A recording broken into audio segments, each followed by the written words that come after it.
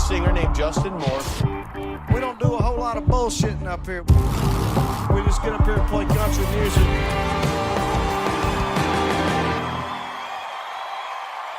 The Justin Moore podcast is sponsored by Bobcat. Visit them at bobcat.com. All right, everybody. I guess we're back here on the Justin Moore podcast. We're back. It's been a few weeks. I know everybody's been missing doing it as much as we've been wanting to do it, but circumstances, just like we were talking about before we got on the show, there's just always stuff going on and circumstances. I mean, before we get going any farther, welcome to his own podcast, ladies and gentlemen, Justin Moore. What's up, JM?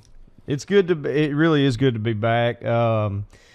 We did a little check-in with you guys, I don't know, about a month ago now, probably, kind of explaining where we had been, and then we were going to try to do another one or two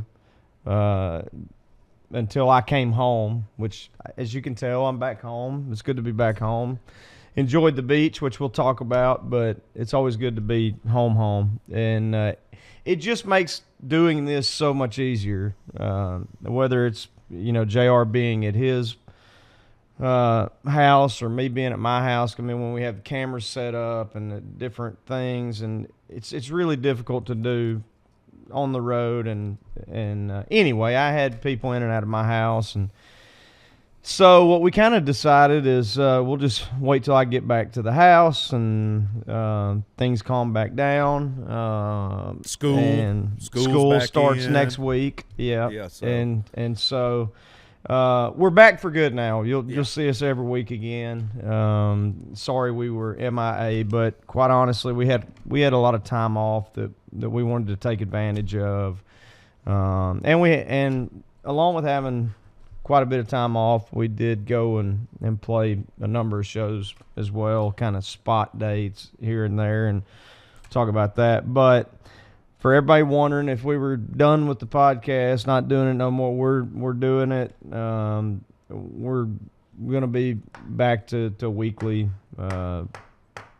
shows for you. So anybody that ask you about it, just say, hey, they took the summer off, basically. And we may do that moving forward, just take the summer off, just because it's so much more difficult there. My internet's garbage there. I mean, there's just a lot of things that play into it. Plus, the kids are always there. It's noisy, I mean,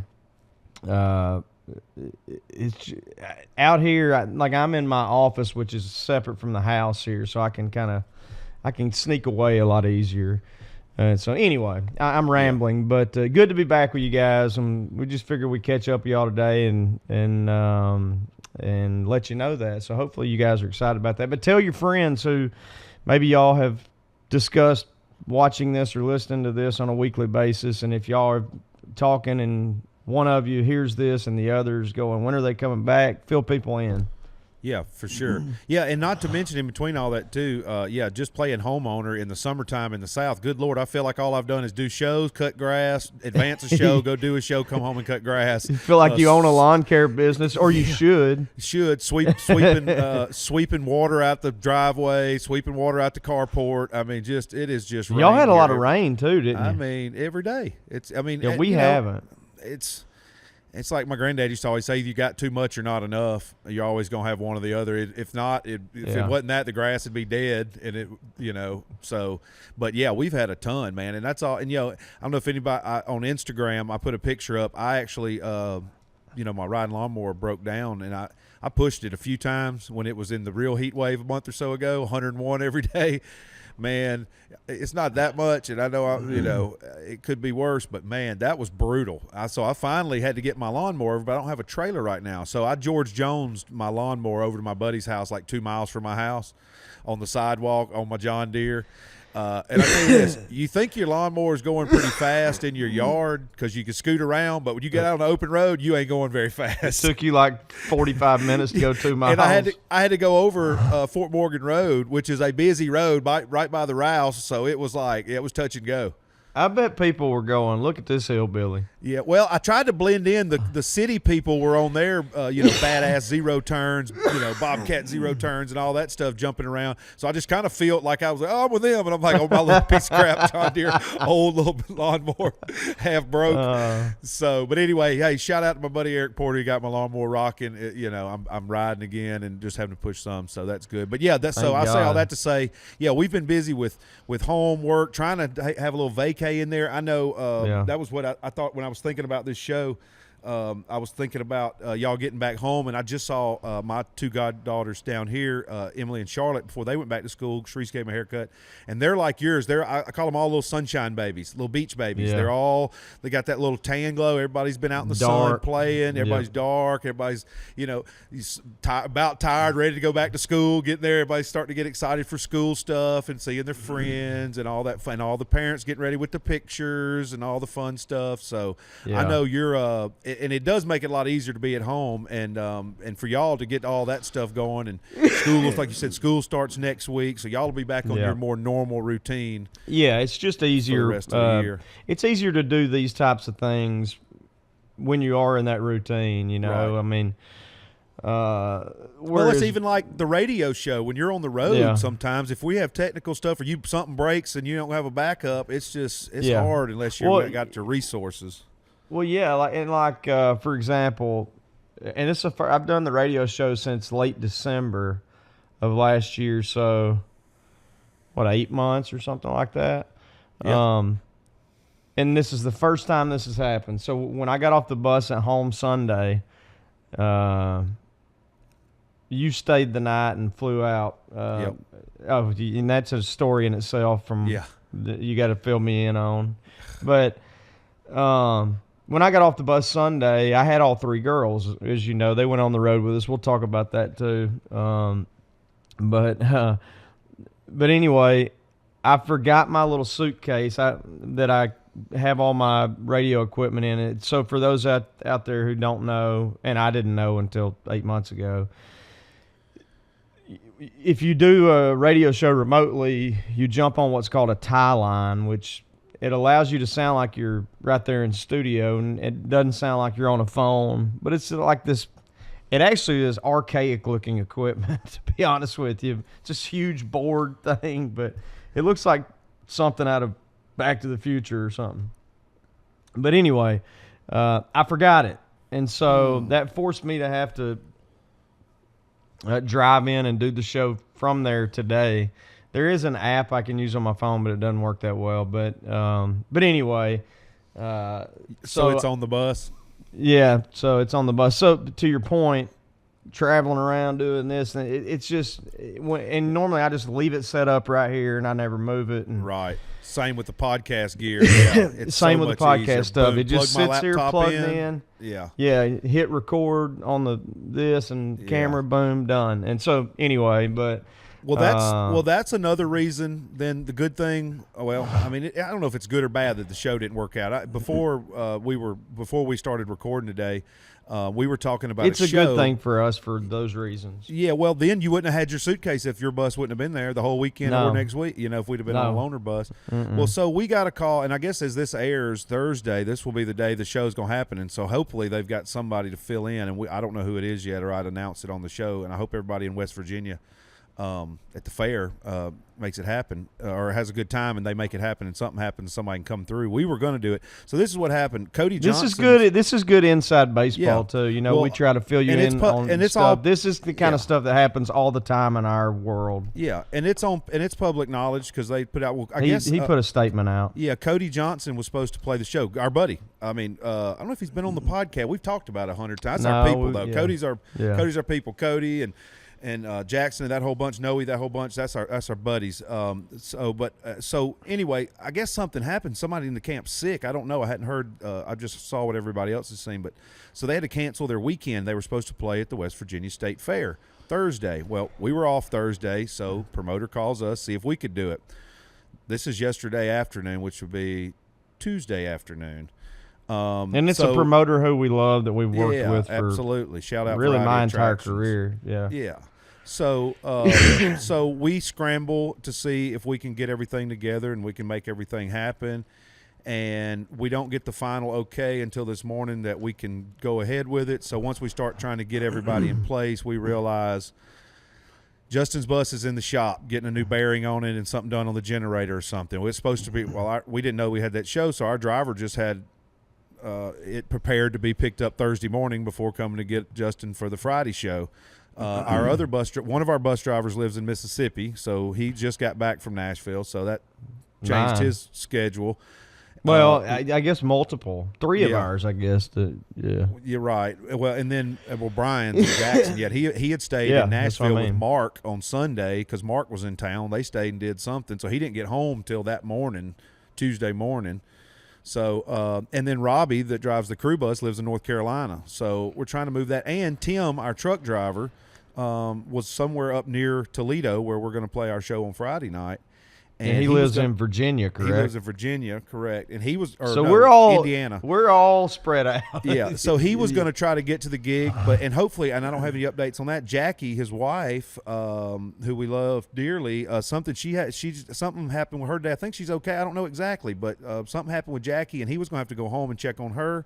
And labor shortage in our industry, like everywhere else, they don't know if they could get a truck driver to come in and get the truck to the show. So unfortunately, we tried everything we could try to pull to get it to happen, but we're not going to be able to come fill in for Kojo. Yeah. But hopefully they got somebody for you guys. I know. But that, like you said, that's the kind of stuff that, stuff happens, and, you just try, do what you can do, and I wish we could have made it happen, but I think that's kind of probably neat, or I don't know, fun for people to hear those things. Like, I'm just sitting at the house yesterday. Maybe I was watching South, or I don't know. I don't remember what I was doing. And you and I and 2 or 3, 4 members of our team get this text, and I said, let's go do it. And you do it because it really doesn't help Cody, but kind of in a sense, if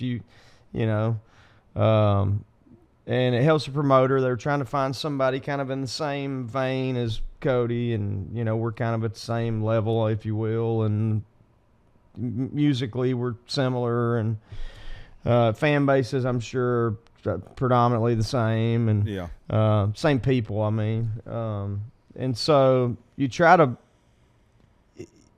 throughout the years, I've needed somebody to do this, whether it be a promoter, give us a show to route us from here to there, or I'll go play this artist something, so that, and then inevitably they'll come play something for me, and it all kind of sorts itself out through the years, and we're pretty good as an industry of all trying to jump in and help where we can. I don't know that I'm making much sense to people out there listening, but hopefully I'm articulating this okay. But we tried, and just unfortunately didn't pan out. But I hope that they, again, for the fans there, hope they found something out. And nobody's better than Cody at making up for these kind of things. And I'm sure none of it was even in his control. I'm not suggesting that, but hopefully him and his camp and everybody are okay and get back out there shortly.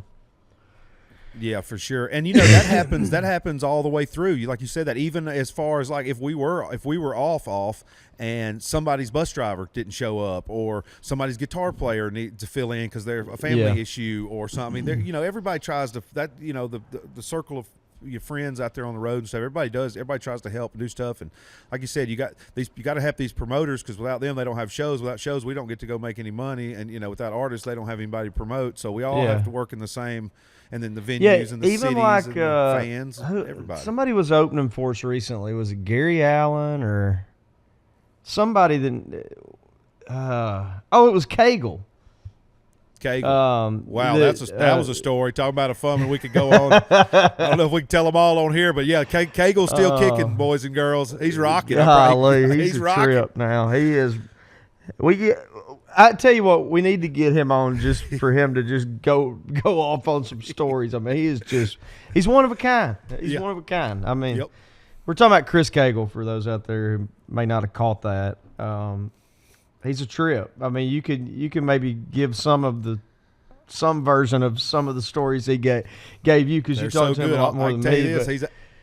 He's out there rocking. He could still sing. He still got it. He's still rocking. Yeah. But the example I was going to use was he's on stage, and I guess they were short on production people that day. They didn't bring many people.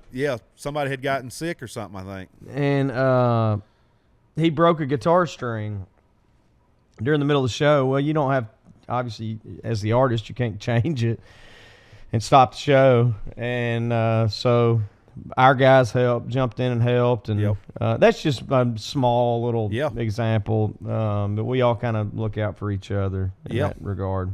Absolutely. So. Well, and then this past weekend, we did the show that you mentioned with Gary Allen and Craig Morgan and Runaway June and American Young. Well, Runaway June's TM and production manager maybe both got sick a couple days before the show, so that's Jeff right. and some of our team had to help them out that day too. That's right.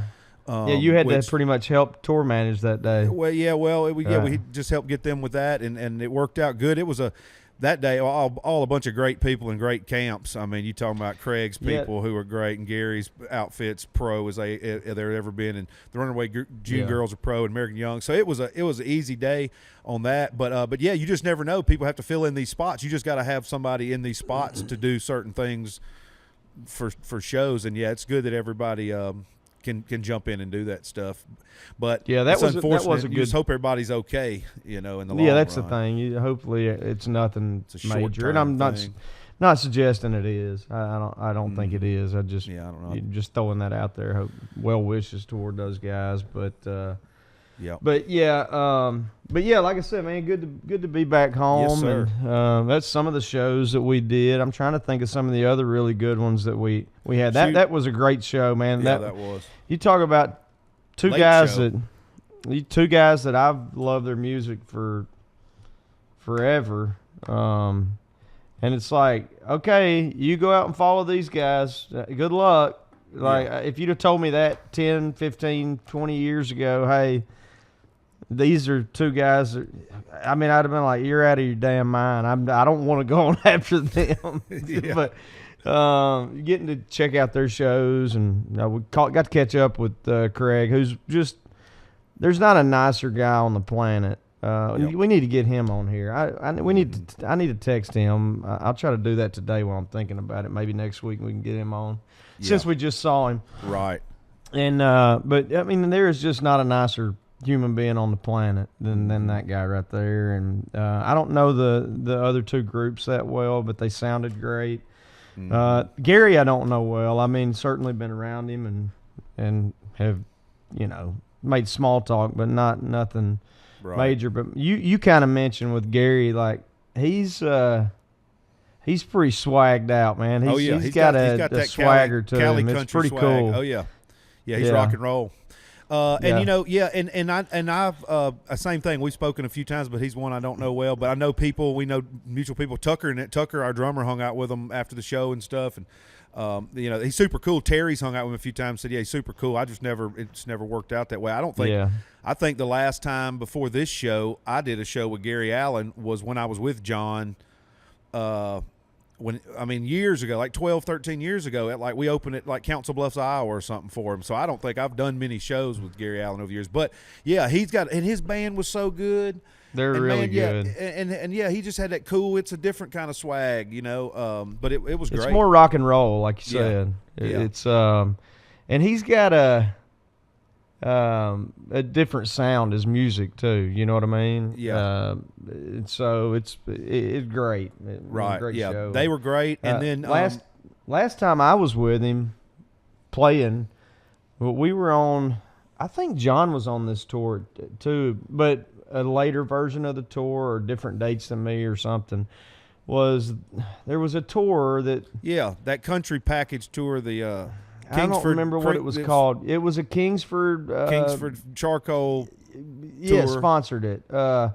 They had it out the Fontanelle because I saw Rodney Atkins open for Gary at the Fontanelle on a leg of that tour. And FGL was playing in. Was on a side stage. Yep. Was on a side stage. Yeah. I was on that tour. Oh man, what was that called? I must have been on one leg, and y'all must have been on a different one, or Well, something. we weren't even playing it. We just went as fans. John. I got you. We just went because they were near you. my house when it was out to Fontenelle one time. Yeah, I know I wasn't on that show, so I think maybe Rodney was on some of them with Gary, and maybe we were on the other ones or something to that effect. But golly, it's going to drive me crazy that I can't. I have a laminate or something from it somewhere. I want to say that was.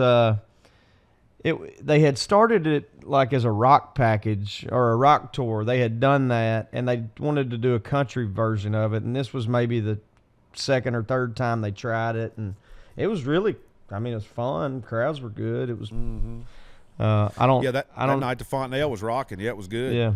We partied backstage, of course, too much. I wasn't even paying attention like I probably should have. Yeah, but and that festival. Let me look back real quick. Where was that festival? Was that in was that West Bend, Wisconsin? Seems like it was. I don't know. I'm getting them all confused. We've been back and forth to Wisconsin 2 weeks in a row. I know. And that one. And no, that was this past weekend. That was Prairie du Chien, Wisconsin. Okay, that was it. Country Line Festival. You talk about a beautiful spot. Yeah. Too. I mean, that area was just gorgeous. Yeah, it was. You talking about a late show we played? Oh my gosh! I was zonked Saturday. If I'd have known we were playing that late, I'd have begged Gary to play last. It was. Yeah. So we were scheduled to go on at 10:30. I think 10:30. And 10:15, 10:30. And that's super late to go on. I mean, we're normally winding the set down at that point. And you know, we may have 4 or 5 left at that point in time. On a normal tour out on the road, we try to end by 11. You're trying to think everybody. It's not a club. You don't. I mean, these people and kids and stuff. Everybody don't trying to stay out to 1, 2 o'clock in the morning. And I ain't trying to be up that late. It's just man, it's venues tough. are different than clubs and bars. And it's so different. Yeah, so it's supposed to go on at 10:30. We're even later than that because it's of 11 something. Something. We go on after 11 o'clock, and I'm just like, oh my gosh, I just want to go to bed. Like, yeah, used to I could stay up a lot later, but if we ain't up, throwing down, I it's hard for me to stay up, man. Me too. And I don't even want pat you on the ass and send you out there. Have fun, Bubba. Yeah. And I'm yawning. And then golly, man. I'd the same way. And we don't tear it up like we used to. So them days are usually it's more watch some kind of rock doc and have a few. And that was on downs. Was that a Saturday or Friday? That was Friday. Then we went and played a show the next night. I had gotten up and done the radio show at 6 a.m. that morning. And you had the girls think about with that. You. And you had the kids. And I had the girls with me. Yeah. Y'all went to. I'd almost pulled a 24-hour day that day. Yeah. Before I went to bed. You know what I mean? Because we didn't get off stage till 1 o'clock. Right. Yeah. And by the time you wind down, take a shower, it's about 21 hours straight. Yeah. Just by then I had gotten in old school form because. I had my first beer at Runaway June set. I went to front of house and watched with Jeff to watch them, and I had my first beer. And you talking about that was like 3:30, 8 hours ago. Yeah. And I tell everybody I'm not a tailgate drinker. I don't drink. I'm not a day drinker. I'm good on that. I get all my kicks in. I'm good. Don't worry. I'll get plenty in for the night's over. So that was a long one for me. But yeah, I will say that too. They were awesome. Runaway June, they were great. The Stevie, the new singer in the band with Natalie Stovall and Jennifer Wayne, the new member Stevie, she was great. Man, their band is as good as it ever was. They were great. I just want to put that out there. If you got a chance to catch them, they were rocking that day. I know you had the girls. I think y'all went to the movies during that, but they were good. They were really good. Just got to put that out there. Yeah, they'd be good to have on too. The podcast, for sure. But. So it was kind of funny when I was packing to leave. I guess that would have been last Thursday, to play that show and then the following show on Saturday. And, Ella our oldest she's going into 7th grade, which is ridiculous and crazy to think about and sad all at the same time. I mean, I'm happy that she's growing into a beautiful young lady, but at the same time, it's, just your baby. You're like, yeah, man, oh man, wow. But most of the time she's with mom and wants to hang out with mom, and they're pretty good buddies. And I mean, they fight like cats and dogs, but it's because they're identical, and they're both hard headed. But anyway, so she don't love coming out. I mean, she doesn't dislike it, but if it's between going out on the road with dad or mom's got something going on fun at home, like even going to Kate's store, she loves doing that and helping, and or if they're if she can go get her nails done or something of that nature, she's gonna pick mom 9 times out of 10. Where right. A couple of the other ones go the opposite way. They always want to go with me. Well, I'm packing to leave, and she goes, "Hey, Dad," and I go, "Yeah." And she goes, "Can I go with you?" And I go, "Hey, excuse me?" and she goes, and you know how she is. I mean, You've been around her since she was a baby. And I'm like, "You really? You really want to go?" She's like, "Yeah, can I?" I go, "Yes. How can I help you pack? What can I do?" Yeah. I was so excited. And then the other 2 girls decided they want to go, which that's not surprising, but she don't even know. I didn't tell her because it would just embarrass her. But it's like you parents out there will totally understand this, who have kids that are getting to the age where they don't necessarily want to have everything to do with you anymore. They don't really need you in normal daily settings. They can do their own thing. And, right.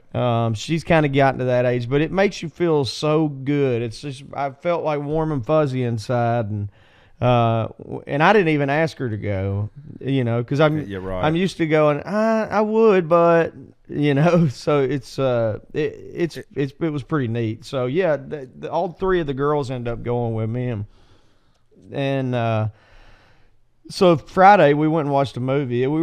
The town was beautiful, but I mean the actual city town area it's like Poen or something. Right. I mean it was bigger than Poen, but it's tiny. There's nothing really there. Right. And if y'all are listening from there, I'm not knocking it because I live in an even smaller one.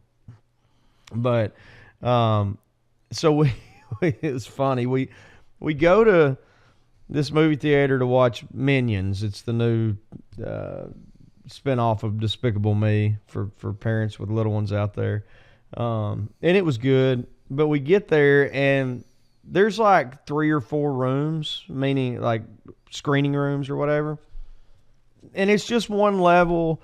It's like the theaters you and I grew up going to, right? It's not all the frilly lights and the... No, it's just one like kind of slanting down. Yeah, just slanting down. It's probably, I don't know, probably would have held 80 people maybe or something, right. I mean, and so we walk in and all 3 girls are going... And for those who are not watching, they're just kind of rolling their eyes and looking around like disgusted. And they're like, one of them's going, "It stinks in here. It smells like must." And one of them's going, "Dad, is this one of those theaters you used to watch movies at, like back in the olden days?" The olden days. And I'm like, I mean, yeah, I guess. Been a while since I've seen one. But yeah, this is kind of it. Yeah, I'm like, this is kind of... Matter of fact, this is nicer than the one I used to go to. Yeah, right. And a little bit bigger. There's just one counter to get stuff. Oh, yeah. These popcorn and stuff. And it was just funny because my youngest daughter, Klein, she's 8. She always goes back to the olden days. I don't know if she saw that on a movie or something or heard that term. And I'm just like, yeah, this is from the olden days. Olden days, like your Viking ship. Yeah, like she's from the 1800s or something. But it was funny. The seats don't recline, and they don't come feed you, and they don't. Yeah. it just reminded me of like how times have changed and what we feel like has not been that much time since we were that age. I mean, it has been, but it's just so funny. But we saw it. We did old that enough to see the change. It's weird. Like we went to the mall to go to a movie theater. Like they don't people even go to the mall anymore. Yeah, there ain't even malls. Malls were the there only really place to aren't go even shopping malls. back in the day. They were the happening places. That was the mall. Yeah, everything was at the mall. You'd even, when you were 13, 14, you have your parents drop you off at the mall. Yeah. They come back and get you in you 2 or 3 hours. You just walk whatever. around all day, look at stuff. Yeah, you could go to the movie theater. Some of them had an arcade in them. All that stuff. Absolutely, Diamond Gems. All the Aladdin's Castle, the arcade places. That was the best. Some of them had Chuck E. Cheese's in them. You go in you go in lids, try every hat on they had, try on every pair of shoes, never buy anything. Go to the gold jewelry place, get me some jewelry. Back in the day, the gold guy. I bet in the middle. you did. You know I did. I probably got some, so I probably got a scorpion ring around here somewhere. But and the food court, me and Easton, that was our thing. The Chinese place at the mall, the Asian place. Court. God Almighty, it was so good. And back at our mall. And y'all might have been the same way. It might have been different. This is how long it's been, or how much it's changed, or maybe both. That was the only place you could get Chick-fil-A.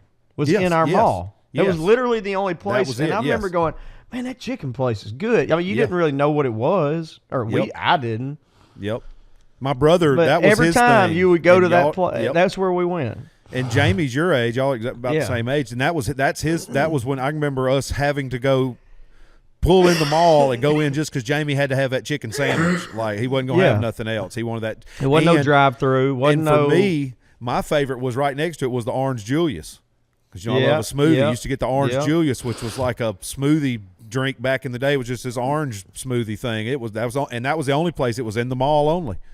And nowadays they're like the biggest thing ever, and they're on every corner. Chick-fil-A, which is great. And they ran excellently too. Never had a bad experience at Chick-fil-A. So it was just funny, man. And we're just Dave went with us, our bass player, as you know. And he and I are just cracking up at some of the commentary from the kids, and.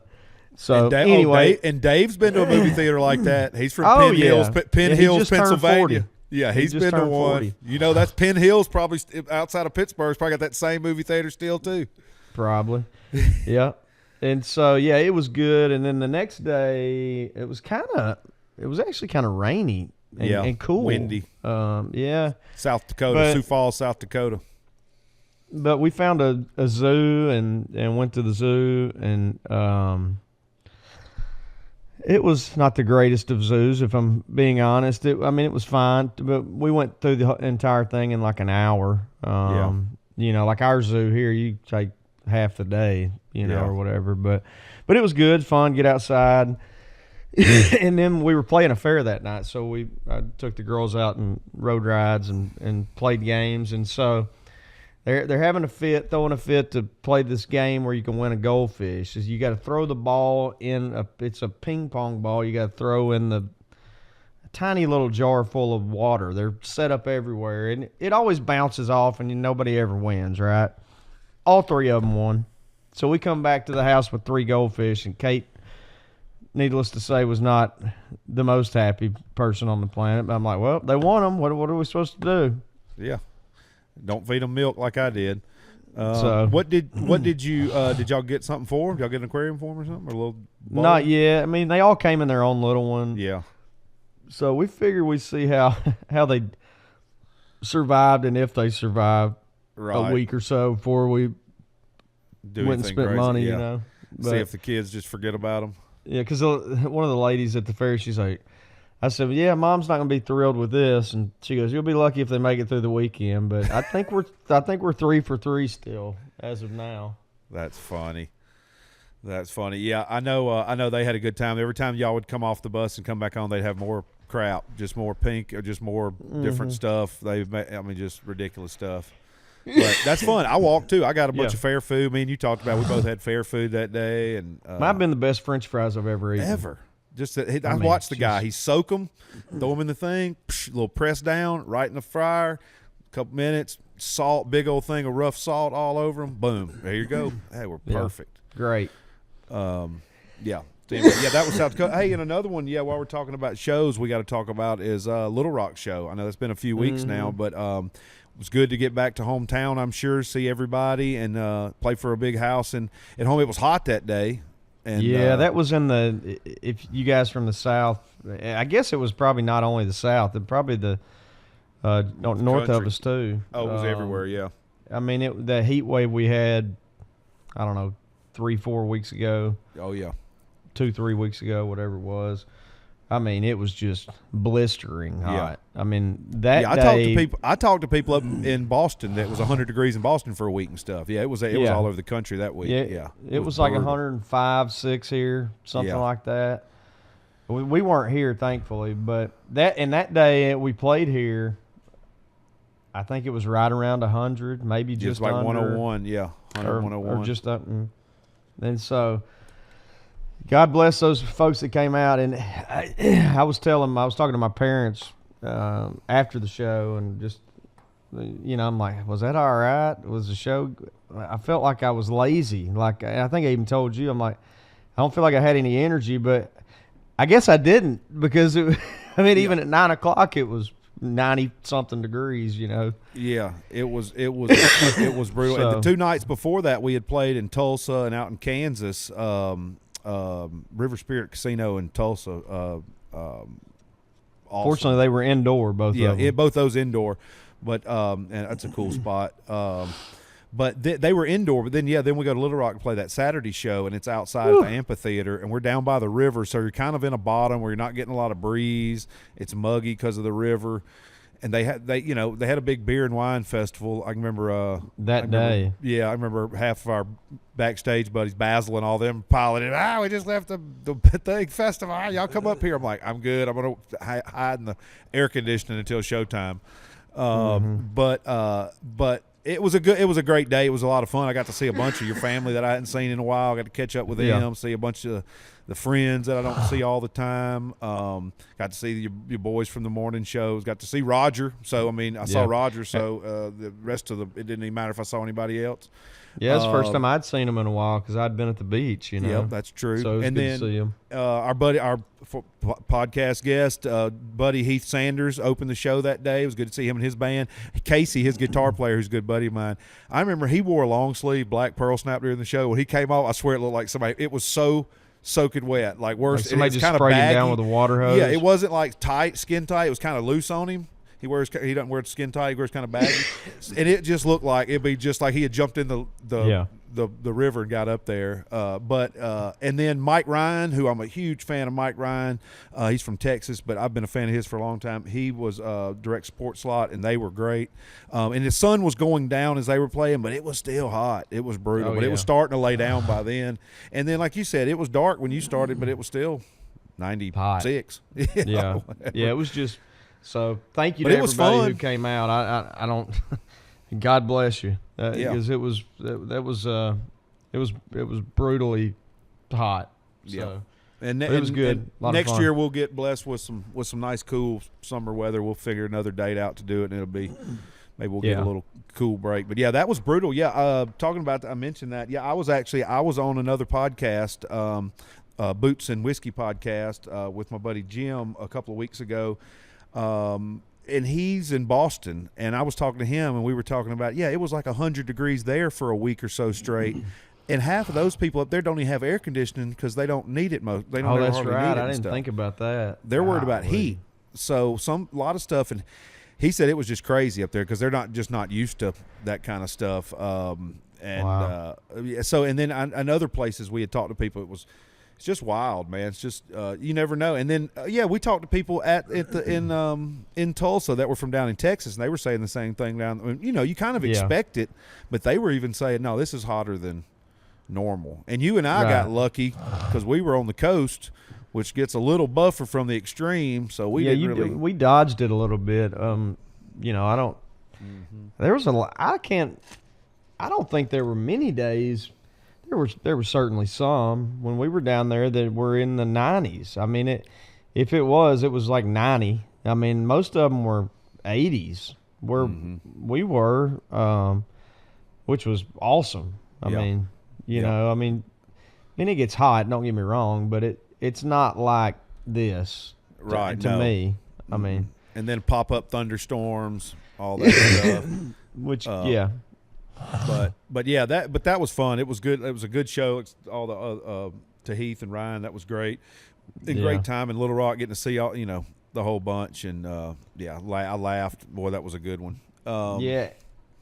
And changing the subject a little bit, some people knew, JR knows. So another reason we stayed as long as we did at the beach is because Kate and I in May celebrated being together for 20 years, and in September is our 15th wedding anniversary, and so those are two pretty big milestones, you know, I believe. And for sure. And so I'm terrible with gifts. I never do anything romantic. I never surprise her with anything. I mean, I'm really making myself sound awful, but I'm just not good at that stuff. You know, like I'm the guy who I'll buy a card the week before her birthday, and then I'll find it a week after her birthday in my console of my truck. I forgot to give it to her and stuff like that, you know. And so about, I don't know, March, April, something like that, I just kind of had this idea of something to do for her, give her. And so I kind of got the wheels in motion with Miss Amanda, our interior decorator, babysitter sometimes, and just friend of ours. And she's kind of almost like JR for Kate, if you will. But anyway, and she designed our whole house and everything. But so I said, hey, all right, let me know if this is crazy. So when we built our house 6 years ago, it got to a point. I mean, it took. I think we built our house for like 3 years. It took a long time, but we kind of took our time, wanted to make it right and whatever. But we never finished our backyard area. Like, we were hemorrhaging money. I'm like, I got to stop the bleeding. Yeah. Too. I'm like, I got to a point. I'm like, I'm not spending any more money.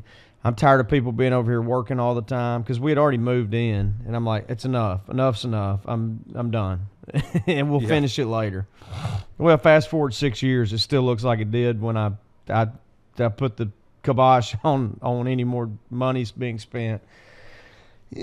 So I told her, I go, would it be crazy, and can it be done in like 6 weeks, if we have an area in our back, what would you call it, a patio, JR, our back patio, that we've not used much because the dogs lay on the furniture, and it's just, I don't even know how to explain it. We just haven't used it, and it's an area that we were like, man, I think we would use this if, and so screening it in was one of those ifs, and so keep the dogs out of there, plus keep the bugs out and all that stuff. And so I had an area screened in and decorated and all that, new outdoor furniture.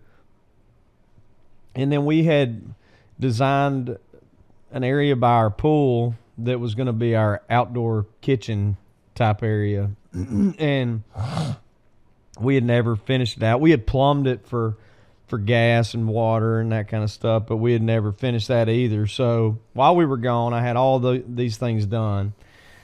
And so, you know, trying to keep a secret from Kate for 4 months or 5 or whatever it's been was next to impossible, you know, because certain people had to know because they were here running it. Plus, I'm kind of sneaking off taking phone calls from Amanda here and there to, answer questions or okay this or no, I don't want to do that, or, putting out fires from afar. And so, long story short, we pulled it off, and I'm thinking, it's the closer we get to home, we're driving home, and I'm excited for her to see it and the surprise and the whole bit. And I'm going, man, what if she's pissed that she didn't get to pick anything out?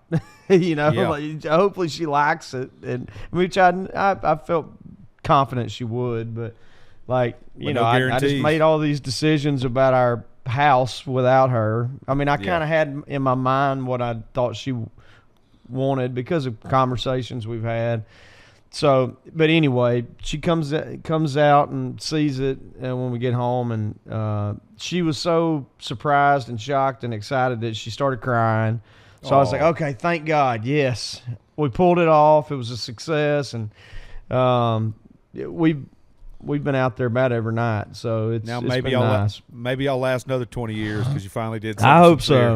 I hope so. I told her, I said, all right, now, so this is don't expect nothing else till our 30th wedding anniversary. No more birthday presents, no more Christmas presents, nothing for a while. Come hang out in your screened-in porch. Well, she's from Louisiana too, man. They you got to have an outdoor living area if you're from down there, and you get in. It's about a must to have a screened in, or it ain't a must, but boy, it's a lot nicer if you got something screened in. We've got one on the back of our house, and that's.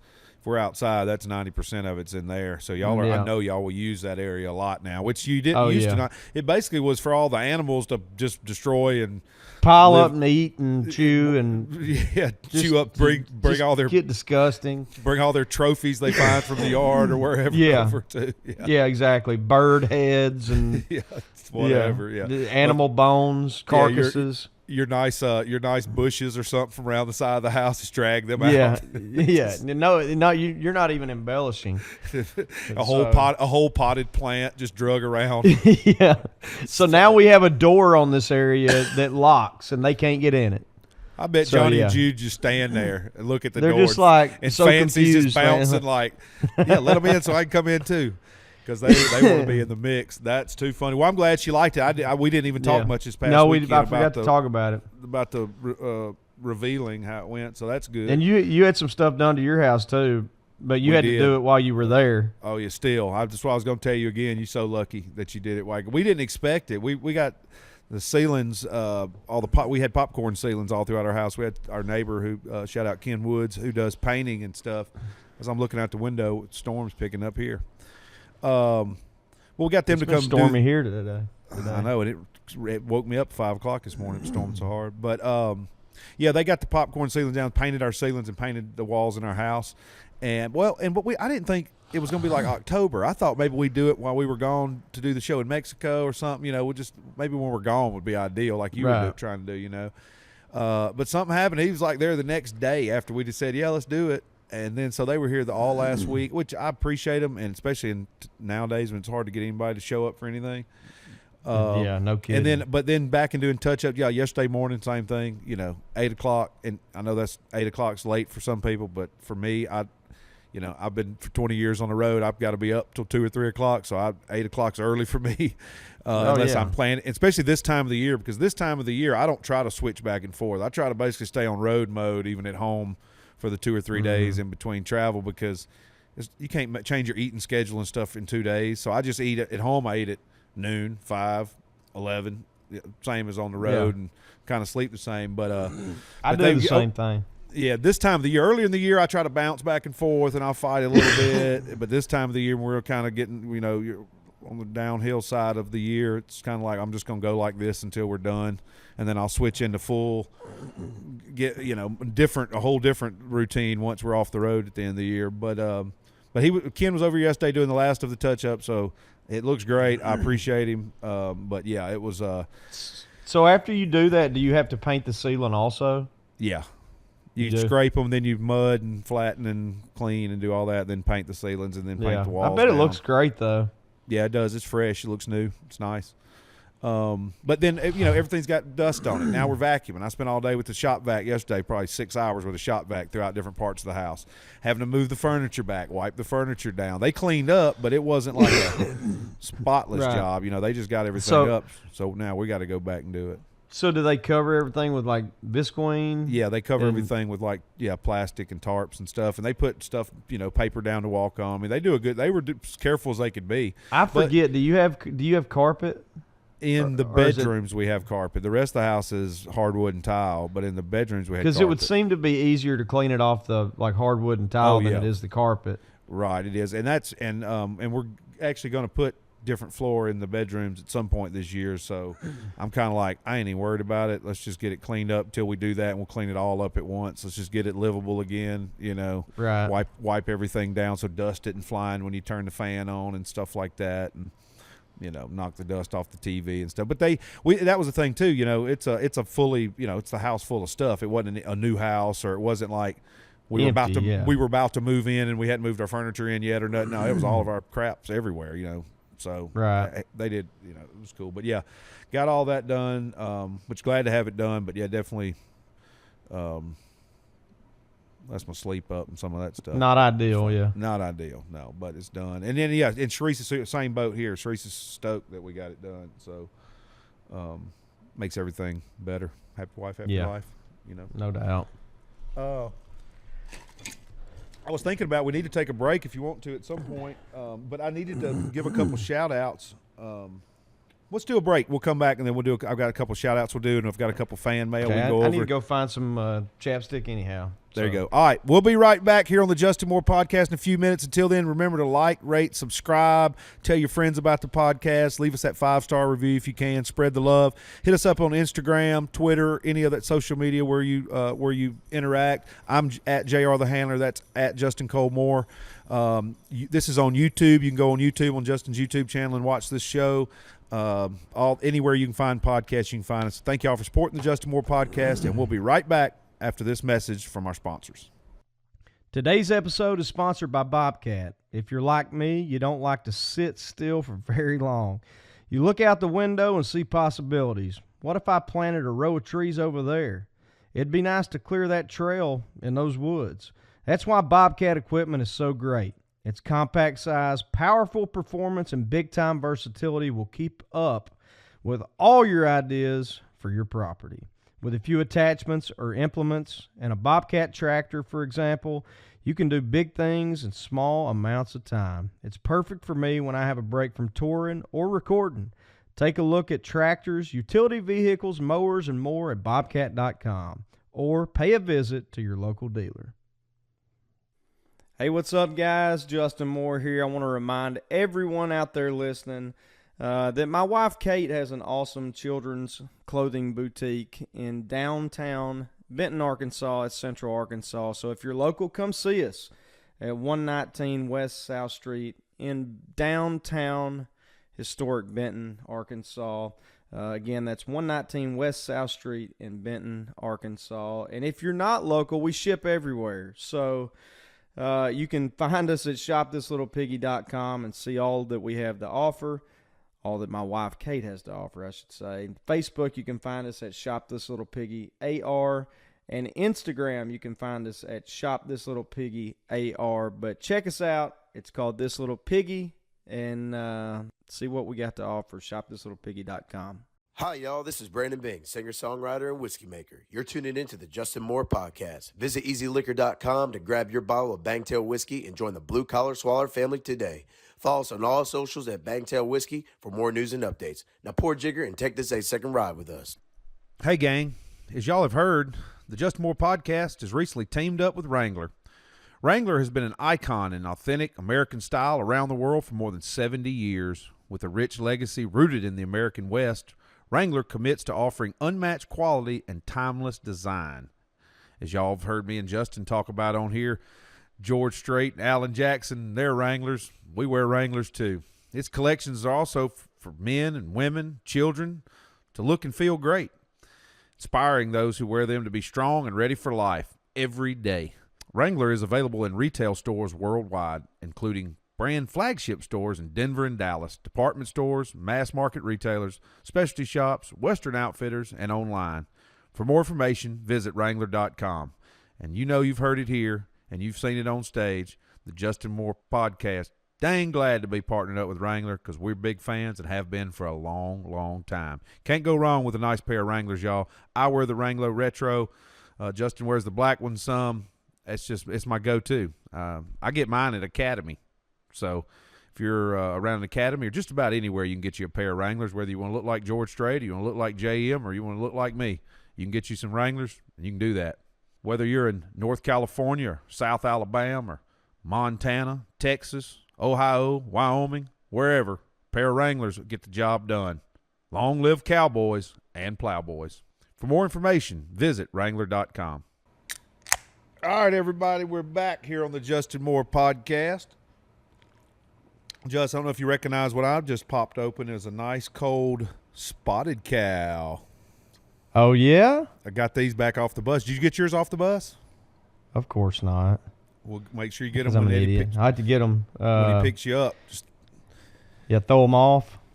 yeah, shout out to if you ever get to Wisconsin, get you a spotted cow. They don't sponsor the podcast or anything. I'm just doing this out of the love of the beer. But that is a good beer. You can only get it in Wisconsin. Okay, man, is that right? You can only get it there. Yep. Wow. Yep. They're really good, actually. Very, very good. And not like I'm not a hoppy beer guy. You kind of like that a little better than me, I think. Hops. Yeah, But this is not that. This is not that at all. This is more like a. Kind of reminds me of like a Shinerbach or something. Maybe. I don't know. It's very good. Yeah. I first came to know him by George Briner, our label guy. Yep. Because he's from Wisconsin. We first went up there, and he introduced me to it. But I've never had it in a can. I've only had it in a bottle or on draft. But yeah, they're really, really good. This was the first trip I've had them on in a can also. Yeah, to me, they're just, I call them the Budweiser of Wisconsin. I mean, because they're like me. They're kind of just, they're a nice, full-flavored beer. It might have a little more twang than a Bud Heavy. But just a good, solid, drink it anytime, all day, every day kind of beer to me. I don't have a good palate for deciphering flavor profiles and that kind of stuff. But I know it's got a little kick to it on the back end. But yeah, I don't know how to describe it. I don't know, maybe a little Yingling-ish. Let's see if it says on here, maybe a certain kind it is. No, Ben, I don't know, but they are tasty. It's got a whole long thing. Every drop of Wisconsin's original farmhouse ale. So that's what we call a farmhouse ale, I guess. But good stuff. So anyway, shout out to them. Hey, and I was yeah, it is. talking about some shout outs before we left on that last one, and want to give a shout out always to our sponsors. We appreciate them all: Wrangler, Bobcat, and Bangtail Whiskey. Don't get mad at me, Big Hoss. I love my Bangtail. It's my favorite to go with my Manhattans. That's my go-to with my Bangtails. I make Manhattan. You can sip on it, but I like it with a Manhattan. But I gotta cheat on you for a minute, but we love you, Big Hoss. Brandon Bing, singer-songwriter, whiskey maker. I mean, there's nothing he don't do. Great music video. Shout out. Go check my boy Bing out on the internet, on social media. But I got to cheat on you for a minute because the legend himself sent us a treat. I mentioned this to you the other week, Just. Alan Jackson sent us a bottle each of this Silver Belly whiskey, Kentucky straight bourbon whiskey, the original Silver Belly. And it's got like a ticket thing on here. It's year 1990, chart number 1, title Here in the Real World, 91 proof, distilled exclusively for Alan Jackson. So I hadn't cracked it yet. I got your bottle. I got to get to you. Yeah, I don't even know if I want to crack it open. That's what I'm kind of like. Shout out to AJ and Silver Belly. This get you one if you can. I'm going to end up. I'm going to pop it, but it's going to be and I'll report back. And I know it's going to be great. But yeah, so for folks out there who don't know, you and I discussed it. Explain what it is. This is Alan Jackson's brand. Yes. It's not like he just sent us a bottle. I mean he sent us a bottle, but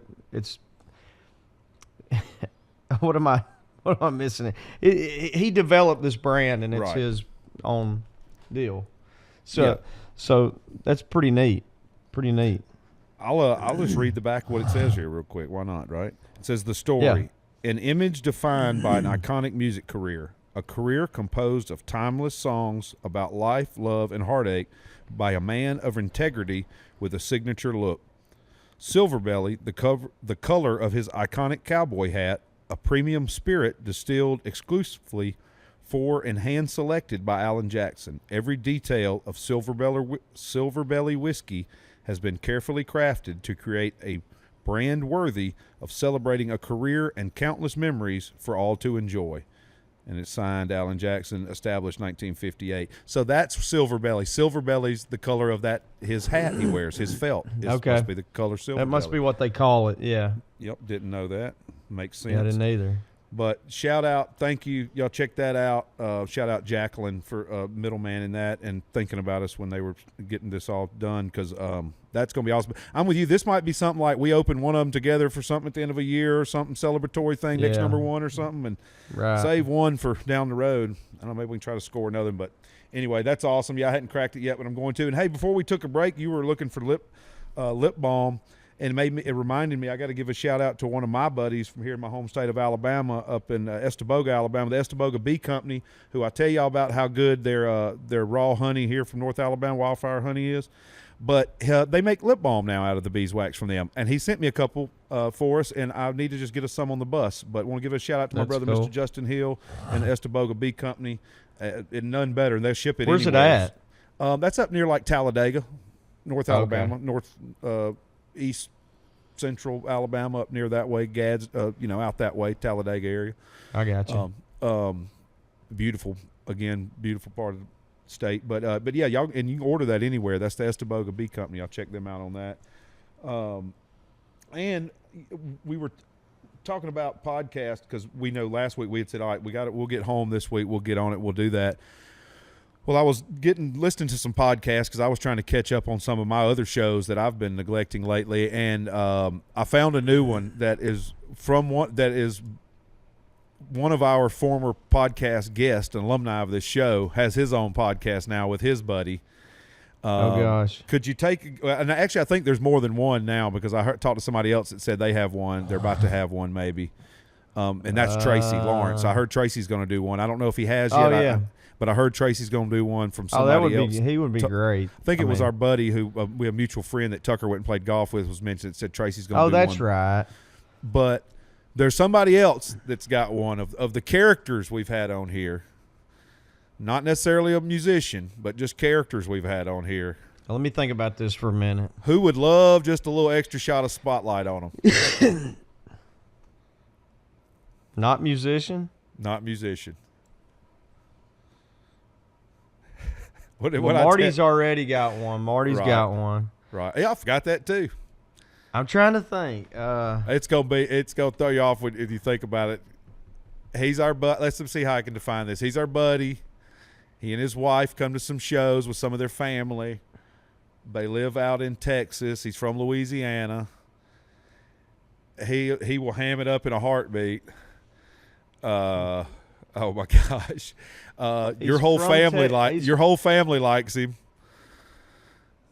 He's from Louisiana. Lives in Texas. Like your whole family's a fan of his. I'm trying to think of another. Is he an athlete? And saying they're from Louisiana, they live in Texas. Half of our guests are from Louisiana or Texas, probably. Oh, I got it. Dale. Uncle Dale. Yes. Yeah. Uncle Dale has. I don't know why that didn't come right to me. I tell you, he started it, or he's going to. He's got a couple episodes out. Oh yeah, had the Cajun Ninja on last week. I listened. Did he really? Yes, it was funny.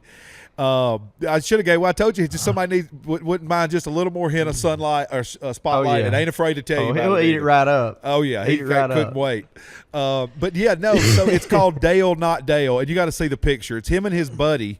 And they do like the Step Brothers picture, but they do it in real. Like they get the sweaters, they go get the sweaters out. They do the Step Brothers picture. is their podcast logo. It's hilarious. It's Oh my him and gosh, his I gotta buddy. check it out. Oh, it's ridiculous. It's him and his buddy. It's basically like us, just cutting it up, just talking about what's going on, and they'll have a guest on. Original idea, Dale. But they will. But it's his buddy who he met through their friends in their neighborhood, I think is what they said. Like, several years ago when they got where they're at, somebody said, you need to meet this guy, and you need to meet this guy, and it was these two guys, and they finally got them together. They actually kind of look alike. So it's Dale, not Dale, because they could be each other's doppelgangers almost, and now they're buddies, and they both like to cut up. So a new fun one from one of our alumni from the show. Yeah, that's I got to check that out. So yeah, anybody, if you're bored and after listening to this, go check out Dale, not Dale, and it's a hoot. So, but yeah, they're. I remember him mentioning something about it, and then they put a couple of teasers up, and I texted him, "Are you gonna do it?" He said, "Oh yeah, we're definitely doing it. Already got one recorded, this and that." I said, "All right, it's happening." So, so check that out. And then, like I was saying earlier, I mentioned a few weeks ago, I was on the Boots and Whiskey podcast with Jim Villar, and we talked about music and all kinds of stuff. He's in that scene up there in the Boston and what shows are coming up that area and stuff, and it was good to catch up with him and talk music. So another one to check out, the Boots and Whiskey podcast, has good interviews and good fun stuff on there. Is that one you've done before or no? No, this was a new one. This is one I never done this, but it was good. We had a good time. We chopped it up. We had par for the course. We had about half technical difficulties, even the way he does it, going through a different way than we do it and stuff. We had technical stuff, but we got a good one in. Frustrating when you have technical stuff, but it was fun. Yeah, and I know we've said this 1,000 times, but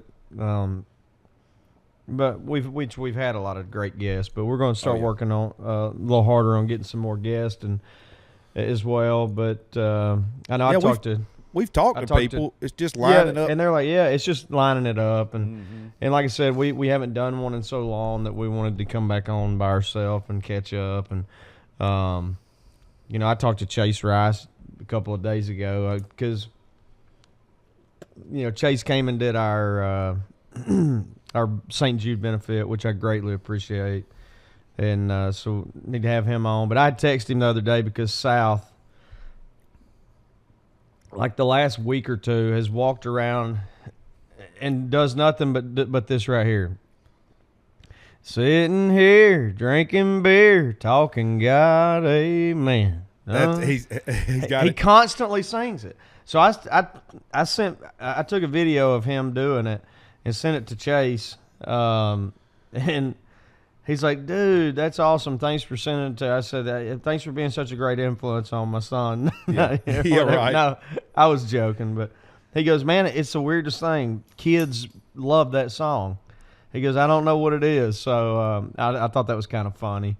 He got a kick out of it. He was like, "Man, I appreciate you sending me that. That made my day." So we need to have him on. Yes. I know we've had shows with Rodney Atkins somewhat recently. He would be great. Craig, I know, would do it, and he would be great. Yep. Morgan. The other song that Sal's walking around singing, I need to send to Kojo and maybe ask him to come on, is his, I guess it's his latest single. Oh gosh, now it's going to slip my mind. Let's get some top 40 updates from a guy who never listens to the radio here. Yeah, still listens to the classic country channel. It's a really good song. I really dig the song too. It's You'll hit me with a gem like that every now and then, and I can't think of really Cody's like song. It. I'm sure you've heard it. But, and I hadn't been paying attention lately. What's Cody's song he's got out now? Heaven. If you got a chance, take it while you got a chance. You got a dream, 'cause a dream won't chase you back. If you're gonna love somebody, hold them and on until you can. Until you can't, that's it, until you can't. And anyway, he's been singing that one too. So I'm like, well, at least he's got good taste. Yeah, no doubt. Two good tunes. Yeah, that's funny. That's awesome. But it was kind of funny. But those are a few that I thought of we need to get on. I talked to John Daly this morning on the radio. Still need to get him on. Yeah. Well, that's what I was going to say when I was talking about podcasts, too. Obviously, we're going to keep rocking this thing, and we're going to get some of those guests because, it's just lining it up. And we've talked to a ton of people about it. It's just about getting it out. And when they're off the road and we're off the road and we can get it in. But I was going to say, too, if anybody needs something to listen to, you can go listen to Justin on the Buzz every morning with Basil and Roger and RJ. And you can go back and listen to past episodes of that also, can't you? You can. It's just like a podcast now. Yeah, you can, that's what I thought. You can either go to the Buzz app or you can find them on, just like you can this, Apple, Spotify. Gotcha. Is it Twitcher, Stitcher, whatever it is? All that stuff. All that stuff. You can, every episode, every day. And then go, we have people all the time who tell us at shows or people that tell you via social media that, I just stumbled upon y'all's podcast, and we've been doing it for years now. You can go back and listen to any episode you want. And for the last, I don't know, 30, 40 episodes or whatever, you can go watch them even on YouTube and all that stuff. So go back and check them out and catch up and see hopefully how far we've come since the beginning. Right. Yeah, it's but there's a great list of guests we've had. I didn't mean to interrupt you, but we've had anybody from Travis Tritt to Brantley Gilbert to Matthew McConaughey. So those are fun to go back and listen to. Yeah, to our buddy KC Pinetar. I was talking about him the other day because somebody had mentioned something about getting on the podcast, and I said one of our best guests we've had the whole time has been the guy who won the fan listener shot and came in, and now we're buddies. He came in and his wife came to a show at Dewey Beach, hung out all weekend, had a great time. Casey Pine. Yeah, maybe we can do that again. Yeah, so we did that kind of the end of the year last year, I believe, if I'm not mistaken. Yeah, I'm sure we'll do something again like that later on in the year once we're winding down and at home more and more and get something figured out to do. But yeah, and he was great. So you just never know. A bunch of good episodes, and we're gonna have more. And I got some stuff here, just we could do real quick. I got some different messages on social media and things like that. We could run through some kind of little quick Q&A stuff and hit on some other stuff. This one's from Ryan Blaker. They're just asking when the podcast be back soon. Yes, Ryan, it is back right now, brother. I'm going to go to this other one. Sorry, guys. Here we go. This is from, I'll pull his name up. This is from Logan Haga. Logan says, hey, Just and JR, with the MLB All-Star game a couple of weeks back, the night race coming up, it's got me thinking, what would be your intro walking out song? I was a catcher as well when I played ball. For baseball, my walkout song would be the Alabama band Cheap Seats. If I was a pitcher, it would have been Trent Williamson's Hey Batter Batter. My NASCAR intro probably would be Mark Wills and The Crowd Goes Wild, or Craig Campbell's Flying My Country Flag. That's some good ones. Yeah. What would your intro be if you still played baseball? Let me think about that.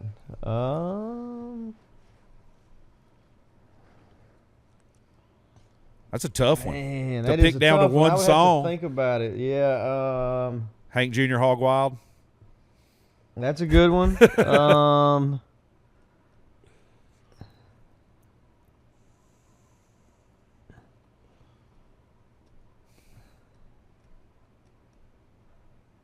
Sorry, let me think. I want to give a good answer here. Yeah.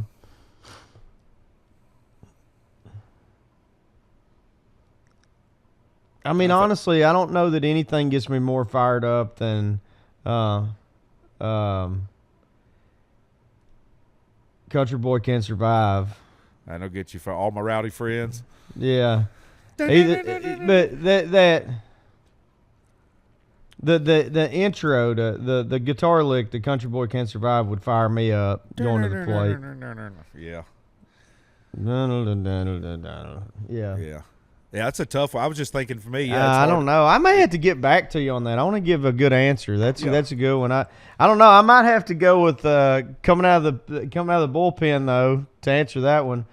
just because it's one of my favorite movies of all time. I may have to go with Wild Thing, Wild Thing, yeah. like Charlie Sheen did. So I was thinking, or just how about any AC/DC song? Yeah, Back in Black or Hell's Bells. Yeah. I tell you, Hell's Bells would be a good one. I tell you one, but it was for somebody.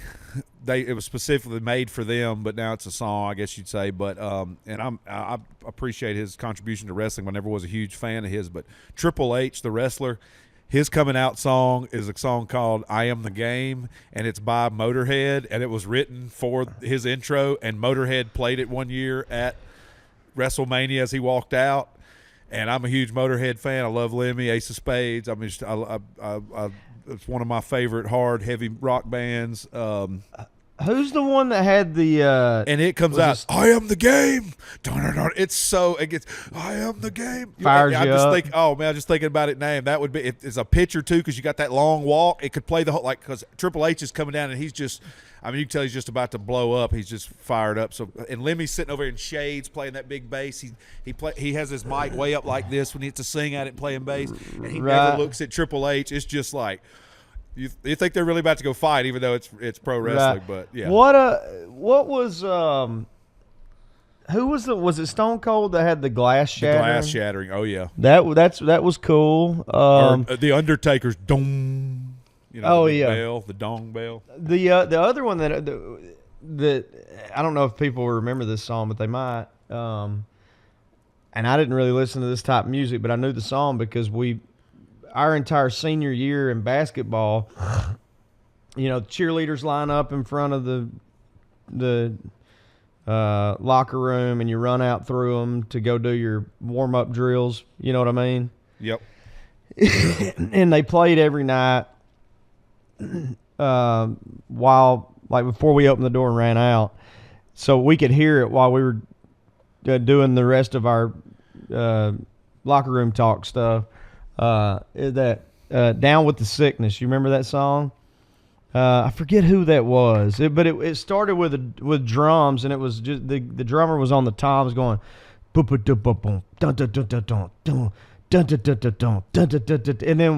and then the music kicks in right after the last drum hit, and the singer goes, ooh, wah, ah, ah. Yeah, and it was like this badass guitar riff. Yeah, and I don't know. It fired us up. You know, I could almost touch the backboard. Is it STP? Is it STP? No, it was a later band. It was like a early 2000s and late 90s band. STP was more early 90s, wasn't it? Yeah, they got some fire you up songs though. Golly, I forget. Speaking of, not to change gears, might have been Disturbed. I don't know, but and that's a great question. We're going to come back to that. Yeah, well, we need to come back to that and give you some better answers. Yeah, we'll get back to you on that one, Logan. But I like this conversation. That's good. Yeah, no doubt. Hey, speaking of, I don't want to forget it while we're here, though. My documentary pick of the week, which you've already seen it, I'm going to start doing the doc of the week because I watch 30 documentaries a week. I've seen documentaries this week on everything from – I know you have. Buddy, I've seen them all anywhere from Orson Welles to Paul Newman and Jane Woodward to – I got one you need to go watch. Woodstock 99, which is the one I'm going to put on the radar. I was going to say that music sounds like the bands at Woodstock 99. Go watch it. I'm telling you, if you – I lived through that but didn't remember all of that. If you grew up in our era – especially, but you could go watch it regardless. But if you grew up in our era in particular, because I would have been a sophomore, I guess, maybe when that was going on. So I was 15, 16, whatever. I'm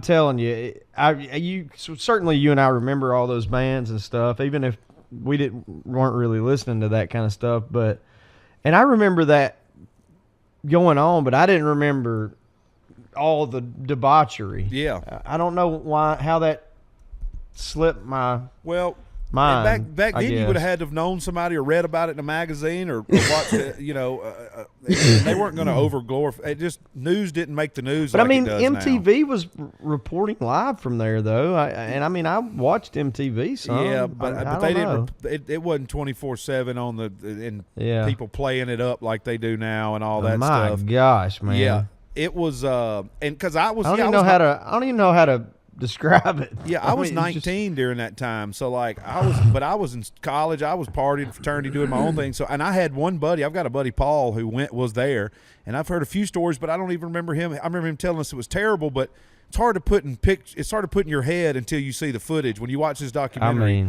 it's like, whoa, that was. And I remember that era. Yeah, more or less, it was just a disaster. I don't know how else to say it. You just got to go watch it. Yeah, I mean, wrong time, wrong bands, wrong setup, wrong. Yeah, just too much, not enough of something, and too much of some other stuff. We watched one the other night. You need to go watch, and we just kind of stumbled across it. Kate and I did. Called Bad Vegan. Have you ever heard of this? Yeah. Have you watched it? I hadn't watched it. Dave was telling me about it. He's It's seen it. I hadn't highly watched it. interesting. Yeah. Did he like it? Yeah, I think it was Dave that was telling me about it. He had seen it. Yeah. So this woman starts this restaurant with her husband at the time, or soon-to-be husband at the time. It's all raw vegan food. So it's you and I would never eat there, but Yeah. But it became this in New York City, in Manhattan, and it became this like phenomenon and blew up. This is like I guess maybe late 90s through, I don't know, 2011 or something like that. And it's going to sound convoluted if I explain it, but long story short, her and her husband divorced. She ends up getting the restaurant. It's highly successful. It's on top 10 lists in New York City, and famous people are going there, and it's the it spot, especially for that particular, type of food. And that was probably when that whole, I guess, vegan thing maybe started to become super popular in places like New York City, and I don't think it would do well here or Alabama. Yeah. But anyway, she ends up just getting duped by this guy on the internet, and he takes just bukus and bukus of money from her, and they end up getting arrested for failure to pay. It's this whole crazy story, man. And Yeah. basically, So it's worth almost watching, like, though, for sure. Yeah, it's worth watching. It's like he brainwashes this woman, and this woman looks like a model. And not that there's anything wrong with this, but when you look at him and you look at her, you're like, wait a minute, he's with her, and he got her to, over the course of X amount of years, pay him like millions of dollars, and he's a psychopath. I mean, Wow. Anyway, it's super interesting. It's crazy those people are out there, though. Yeah, it's wild, man. It's almost like he's a cult leader, but just to her, or Right. You know what I mean? Like, Right. I can't really explain it. You just got to That's go watch wild. it. It's called Bad Vegan on Yeah. I think it's Netflix. Yeah. So, but it's highly interesting. Right. Yeah, that's like that movie or that documentary recently, Wild Country, about the guru out in Oregon. I remember that. I was little, but watching that documentary, I was like, wow, the people were all just brainwashed and stuff. I tell you another good one that I watched. This was a few years ago. I saw it, but it was Wild Country, making me think of this because it was something along those lines. And you might have told me about this. There used to be a water park somewhere in upstate New York that was like, just incredibly dangerous. Yeah. Yeah. Was that you telling me about? Yeah, at Kutcher's. It was about the Borscht Belt, about it was about like people died there and stuff. Got hurt. That was a different. That was. I know what you're talking about, though. That's a different one. That's a crazy one too. I forget what it's called, but Yeah, it was like Anyway, we watched a movie last night. I just was flipping through, and I was like, I'm not flipping for an hour. I'm gonna pick the first thing I haven't seen and watch it. And it was this movie, Pain and Gain. It was from 2013. It was Mark Wahlberg and The Rock, and a bunch of other good actors. And crazy story, but at the end, it was based on a true story. That really happened. All this stuff. It was about these bodybuilders who basically kidnapped this rich guy and made him sign over all his stuff and killed him and his wife and kept him hostage. But they were bumbling idiots because they were just some. Anyway, they weren't really criminals. They were anyway. It was weird. I didn't know it was until the very end. I'm about to fall asleep. Sharice goes, that was true. I was like, huh? She said, yeah. It just said there's the people. That's who they're playing. That's the guy Rock was playing. There's the guy Mark was playing. So I'm sure it's 2013, damn near 10 years ago. I'm sure everybody's seen it. It's got those two in it. I don't know how I missed it, but interesting. That was true story about these three guys that worked at a gym, getting this rich guy and making his family leave the country and not call anybody. And the police didn't believe him because the guy was from Colombia. But anyway. Wow. Interesting.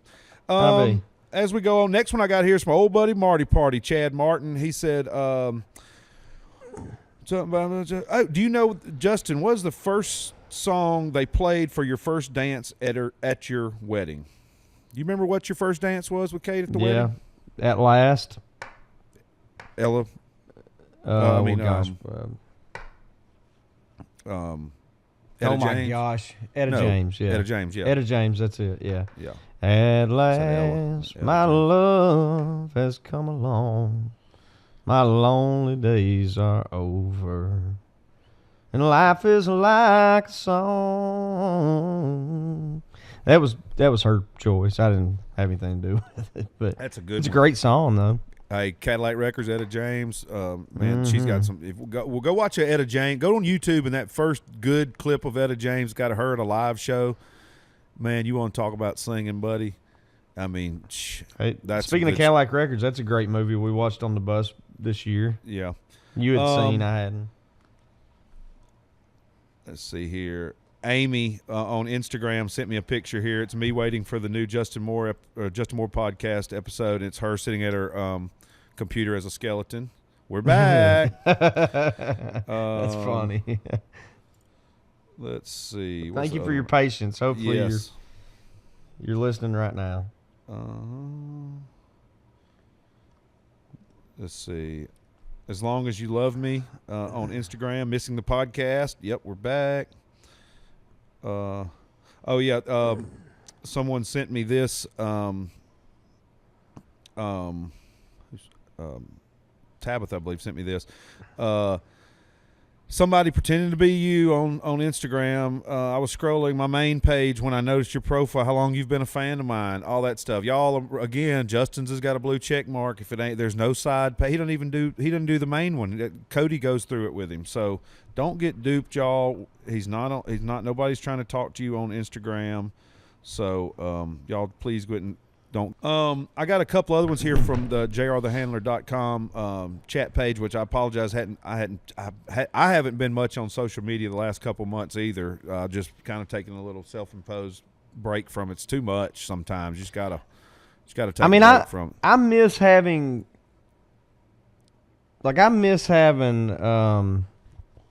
the ability to like look at different video clips and stuff of mostly like sports stuff and that kind of thing.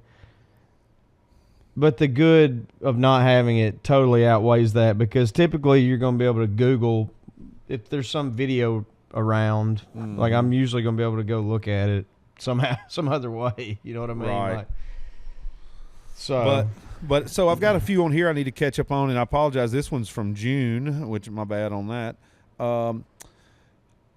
My husband is a huge fan of the podcast and has a birthday coming up. Wonder if you guys could give him a birthday shout out.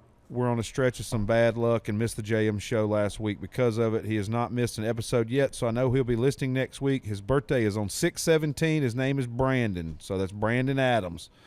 You ever interacted on B. Adams on the air? Yeah, B. Adams. What's up, buddy? Trying to be a good wife, spread some joy where I can. Have a wonderful. Yeah, I actually texted with B the other day. So sorry I missed your birthday a couple months ago, B. We're going to get better at that too. I'm going to get better at checking this. I didn't realize on this app it never showed me I had any messages. Well, because you have to have a different chat app for that app. So I have to have 2 apps for my same website app, which I didn't know that. So now a lot of this stuff's old catch-up stuff. But well, happy belated birthday, and I hope everything turned around and is starting to look up. Yeah. And thank you for listening. And hopefully you're happy we're back. We're happy to be back. I've missed doing this, and I know JR has too. We enjoy it. It's a lot of fun, but it as to reiterate what we discussed early on in the show, it's so much easier to do it in this capacity than it was over the summer. Got one here from Jim Burke. Hey JR, man, y'all killed it in Kennewick on Friday night. One of my top 10 shows ever. I think my favorite moment was hearing Justin speak with such grace and humility about small town USA. That's one of the reasons I love y'all. You're as real as it gets. I'm sure your schedule can get to be a grind, but thanks for sharing your gifts for all you do to bring joys to others. It's appreciated. Much love, brother. Hey, thanks, man. Yeah, thanks, Jim. I'm sorry I'm just now getting caught up on this.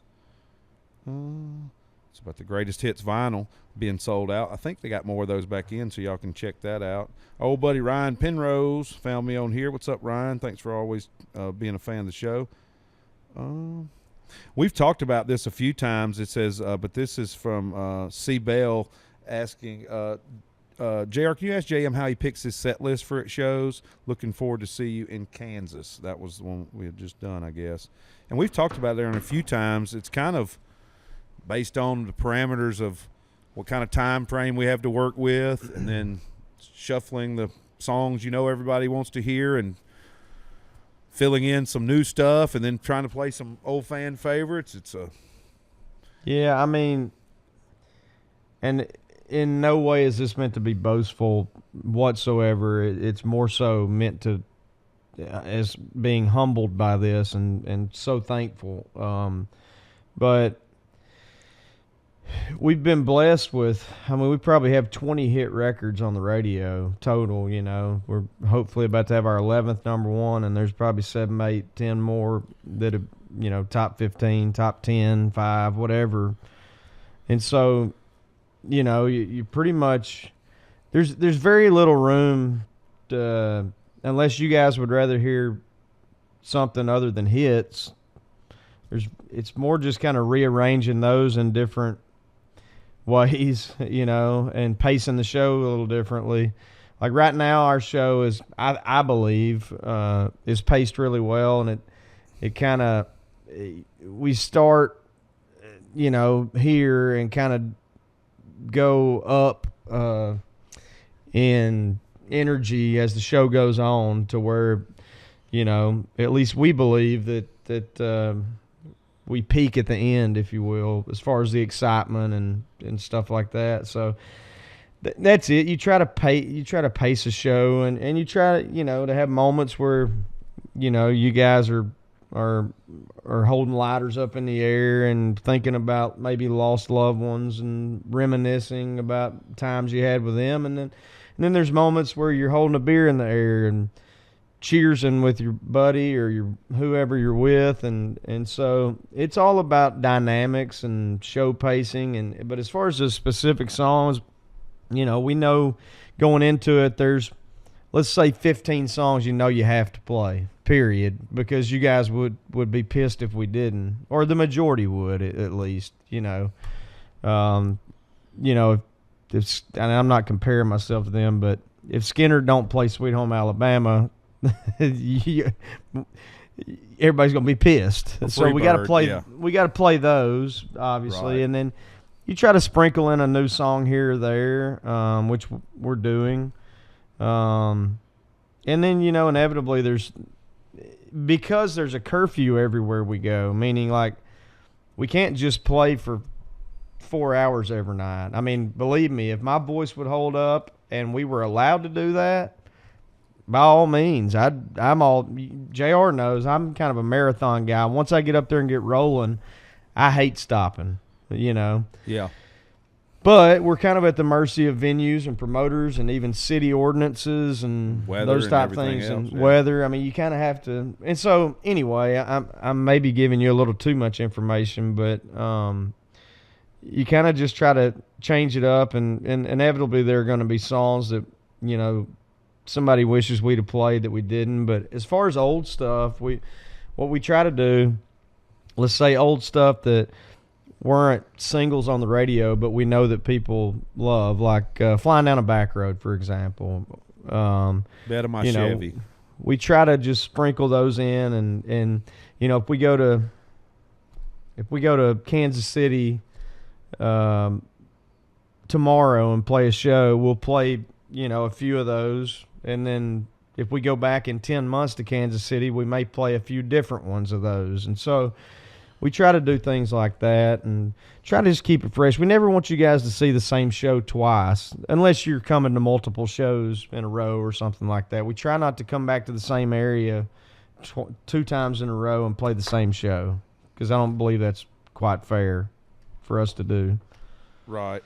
And you talk about that and then when you've got a big catalog like you've accumulated over your career, there's just a lot more to draw from too. So there's going to be fans that want to hear that specific tune they want to hear. I know. I was talking to I was talking to Jim on the podcast the other week. I went to a Jason Isbell show a few years ago when he was playing like a week straight at the Ryman, and I got to go one night before bus call. A buddy of mine had a ticket, so I went in, and you know, I thought I like a bunch of his stuff, but there's a few that are just my all-time favorites. And it was back in his drive-by trucker days. I thought, no way he's going to play that tune. But boom, there was one of his random throwbacks that night.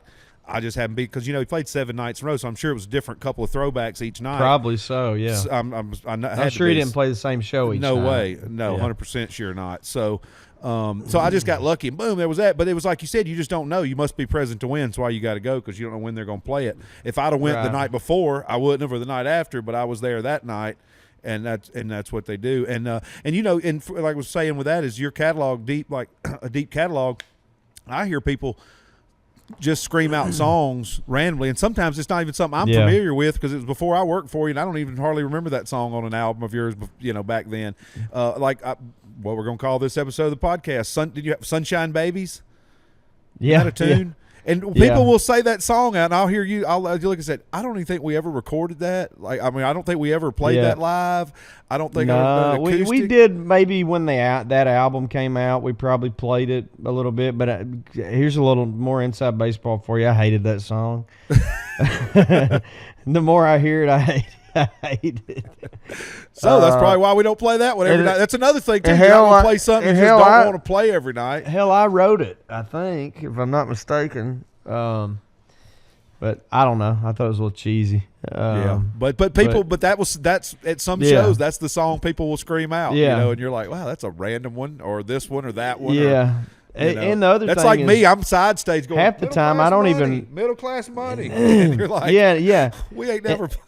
And half the time, I mean, I don't even remember the words. I mean, some of this stuff I wrote 20 years ago. I mean, you know what I mean? And you know, so and if it was if it was on an album, unless it was just one of your babies that you wanted to play at home or do something special with, like take for instance, like off the last album or two, when you had "That's My Boy." Now you played that around home and for them and stuff, so you knew the words to that. But then there might be another song that you were tracked that same day you did vocals on, that you only sang ever how many times you sang it that day, and maybe a couple times after. But it's not something you had done anymore after that, so you're not going to remember something. It's like telling somebody your phone number 2 times, and then 2 weeks later you want to remember that same phone number.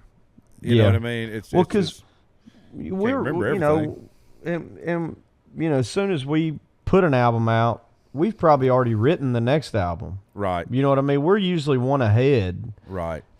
If that makes sense. So I'm not even thinking of, you know, by the time an album comes out, the songs have been written for probably 2 years and recorded for 6, 8 months, 10 months. Right. You know, so we're kind of on to, I mean, we're promoting whatever singles out, and then maybe there's a song, like we're playing a song right now that'll be on the album that's coming out. that I just thought would be really good live, which it has turned out to be. It's a song called "Get Rich or Drunk Trying." I just thought it would be fun live, and so I would have to think long and hard about what is even on the album beyond that. Right. You know what I mean? I'd have to go back and go, oh yeah, this and this, because I've been listening to it for 2 years or whatever, you know, and wrote it maybe that time frame or longer ago. Right. You know. But then once you start playing some of these out and you get the reaction from the crowd, you'll start playing some more than others, and then some will find their way in, and some you won't play for a while, and they'll play an acoustic thing or this or that or something. Yeah.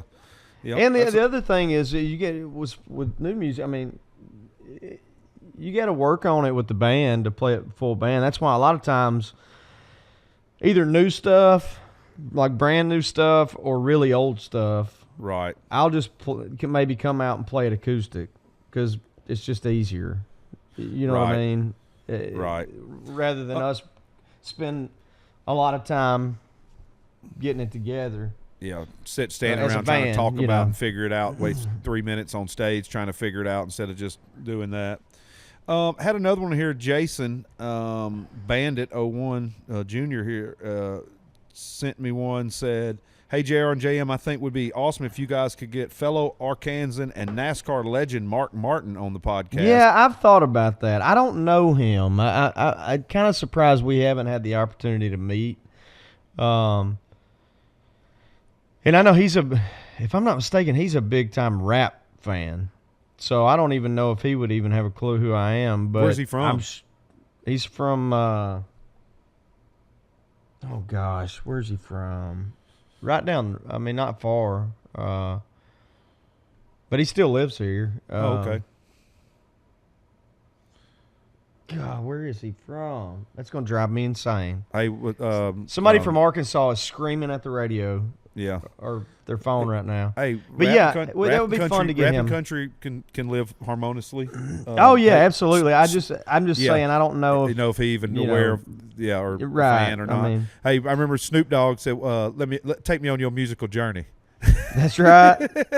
That's right. And then remember one time we were out somewhere and it was you and was it Ludacris we were talking to one time? At Ludacris, show? Yeah. You know, which I'm a big Luda fan. Yeah. If you're our age, I mean, he was all over the radio. Oh yeah, videos. Luda. But Jason, yeah, I know. I can get to him through. Have y'all not had him on? Have y'all not had him on the radio show? They've had him on a bunch. I don't think he's been on since I've been on, but they've had him on a bunch. That makes sense.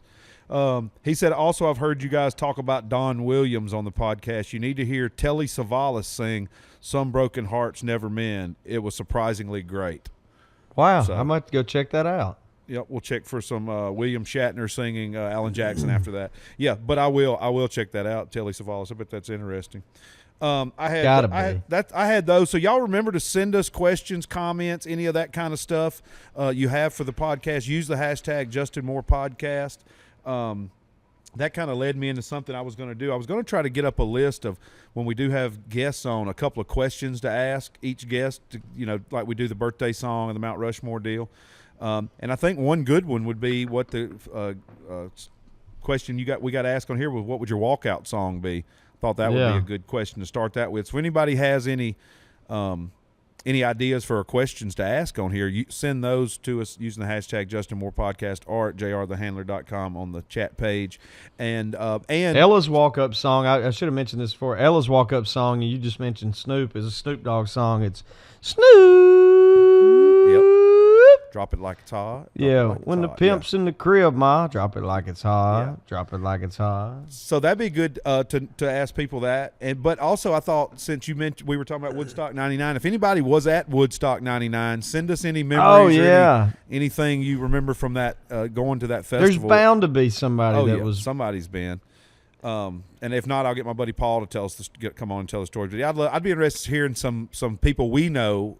We saw the documentary with people that were telling their story, but I'd love to hear about people we know what they saw and went through. And there's also bound to be somebody that we've worked with that worked it. Yeah, was part of something production or something behind. Yeah, the or scenes. with one of the bands or worked with the stage crew, something. Something, yeah. probably so. Gotta be. Speaking of crew and stuff, I want to mention this before I get out of here. I thought this was very cool. We were talking about doing the show with Craig Morgan last week, and his guitar tech stage manager, Adam, is a retired police officer from the city of Florence, Kentucky. And he gave me one of his patches, so you know that'll be added to my little wall over here with Uncle Charlie and all the patches I've been given over the years. I got this one, and this was from Catatas County. I believe this is Washington. From the Washington, the sheriff's department there.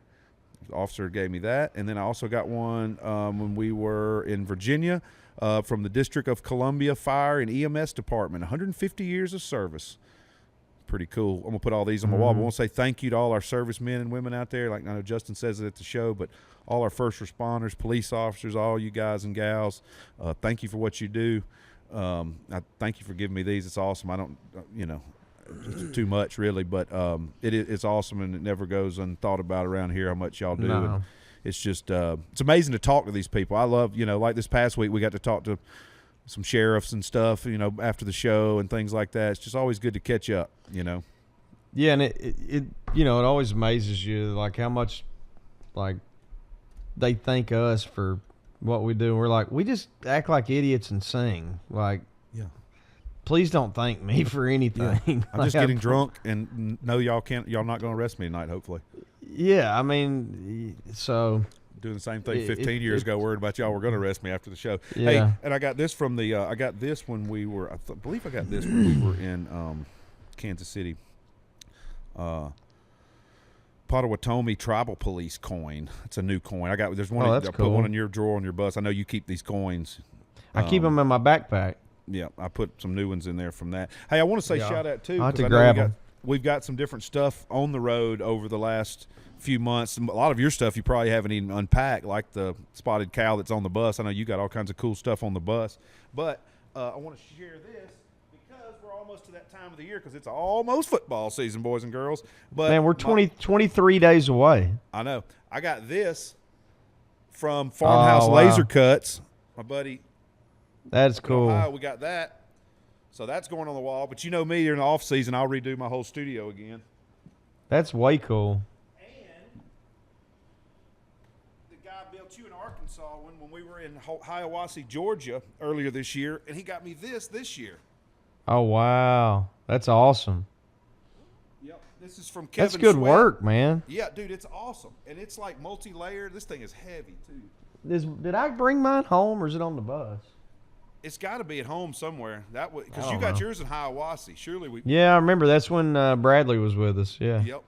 And it snowed in like April. Yes. Or something. Yes. Random snow day up there. Yeah. But that's Kevin Sweat. No relation to Keith, I don't believe. But I want to say thank him and the Sweet Shop Decor, Kevin and Amy. Sent me that. Thank you for that. And the Farmhouse Laser Cut, same one that did my logo with the other. He told me, he said it was funny. He said his daughter kept asking, who are you making the angry elephant for? The Alabama thing, the head, Big Al. She thought the angry elephant. Who needs an angry elephant? So I guess that's me. Funny. So that was cool. But yeah, we got ball season coming up. Yeah, that's all we've been talking about. Obviously, as you can imagine. Oh, I heard y'all on the radio show. show this morning. You had Coach Nutt on for a little bit. I did listen to some of that. No, that's a fake Coach Nutt. Is It it? sounds just like him, didn't it? I thought it was him. Yeah, it sounds I just only like listened for a few minutes. I thought that was him. Yeah, we do have Coach Nutt on each week during football season. Okay. Well, that's but why I it didn't was think just a anything joke. about it. I Yeah. just thought that was him. Yeah. But no, we had a good show today. We had Scotty Thurman on. Oh, nice. Who, for those who don't know, he hit the national championship winning three-pointer for us in '94 over the outstretched hand of Grant Hill. Yep.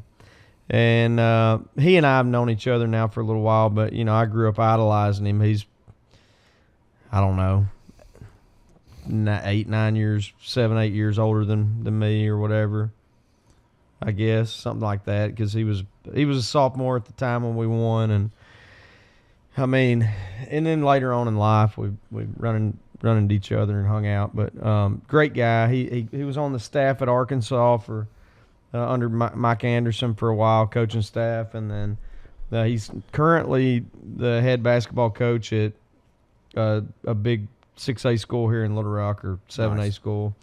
And so anyway, we had him on, and the plan was today, because Basil's an instigator, as you know. I did a horse, a couple of games of horse against Pat Bradley. Right. Months ago. He wanted me to do it, against Scotty today. Scotty ended up not being able to come in, which I'm like, thank God. Which it would be cool to just say I played against Scotty Thurman. But, right.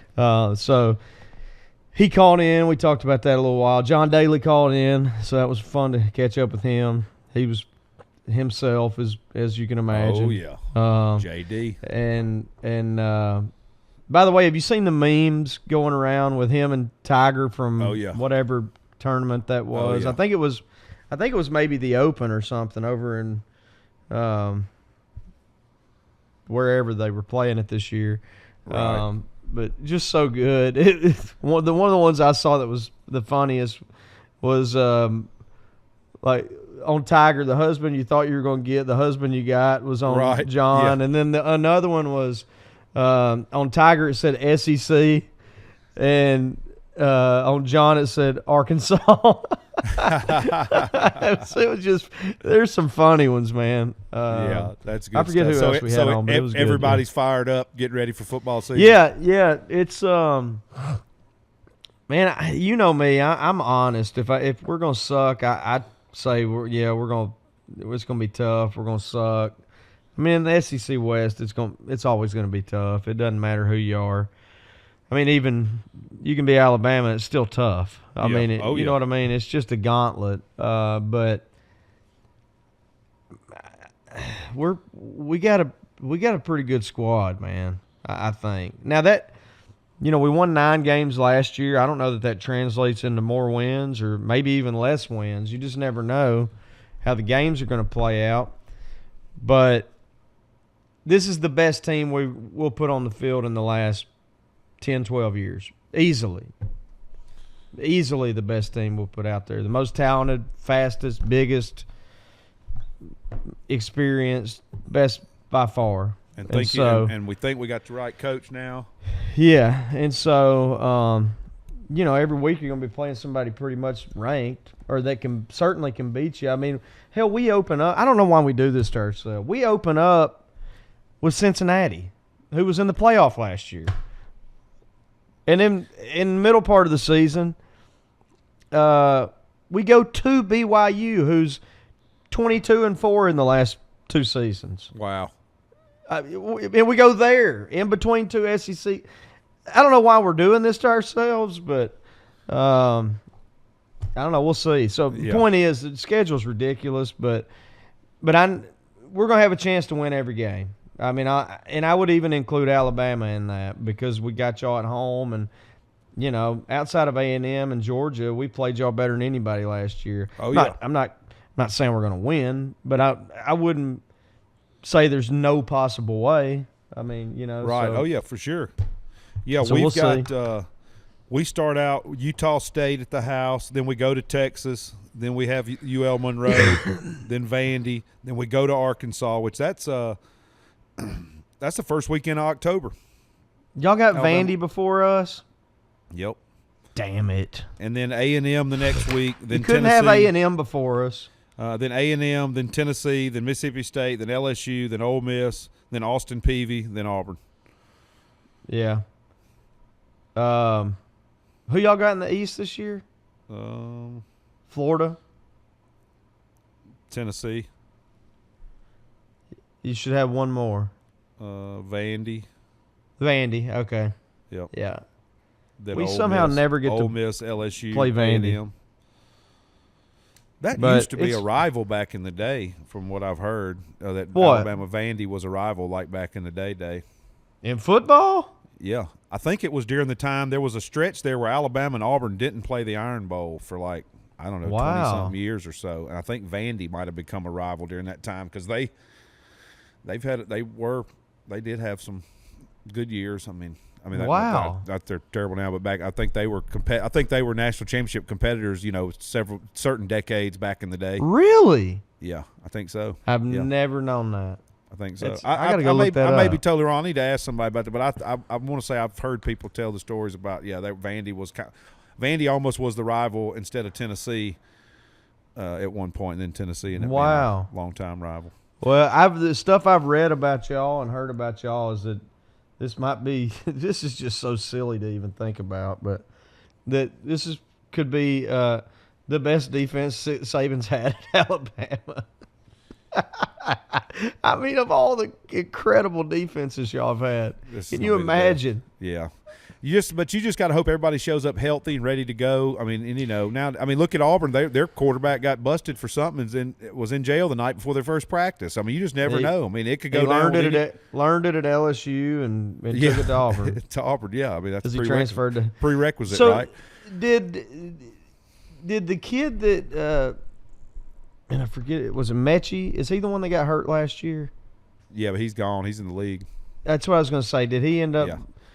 Going or is he? Yeah, he's pro. Who's the y'all lost a few wideouts, right? Yeah, Slade Bolden. We lost a lot of wideouts. We picked up Georgia's number 2 receiver, and then like another receiver from somewhere, another big school somewhere. They're one of their top guys. We got 2 guys transfer portal that's supposed to step up and play a bunch. If you're at Georgia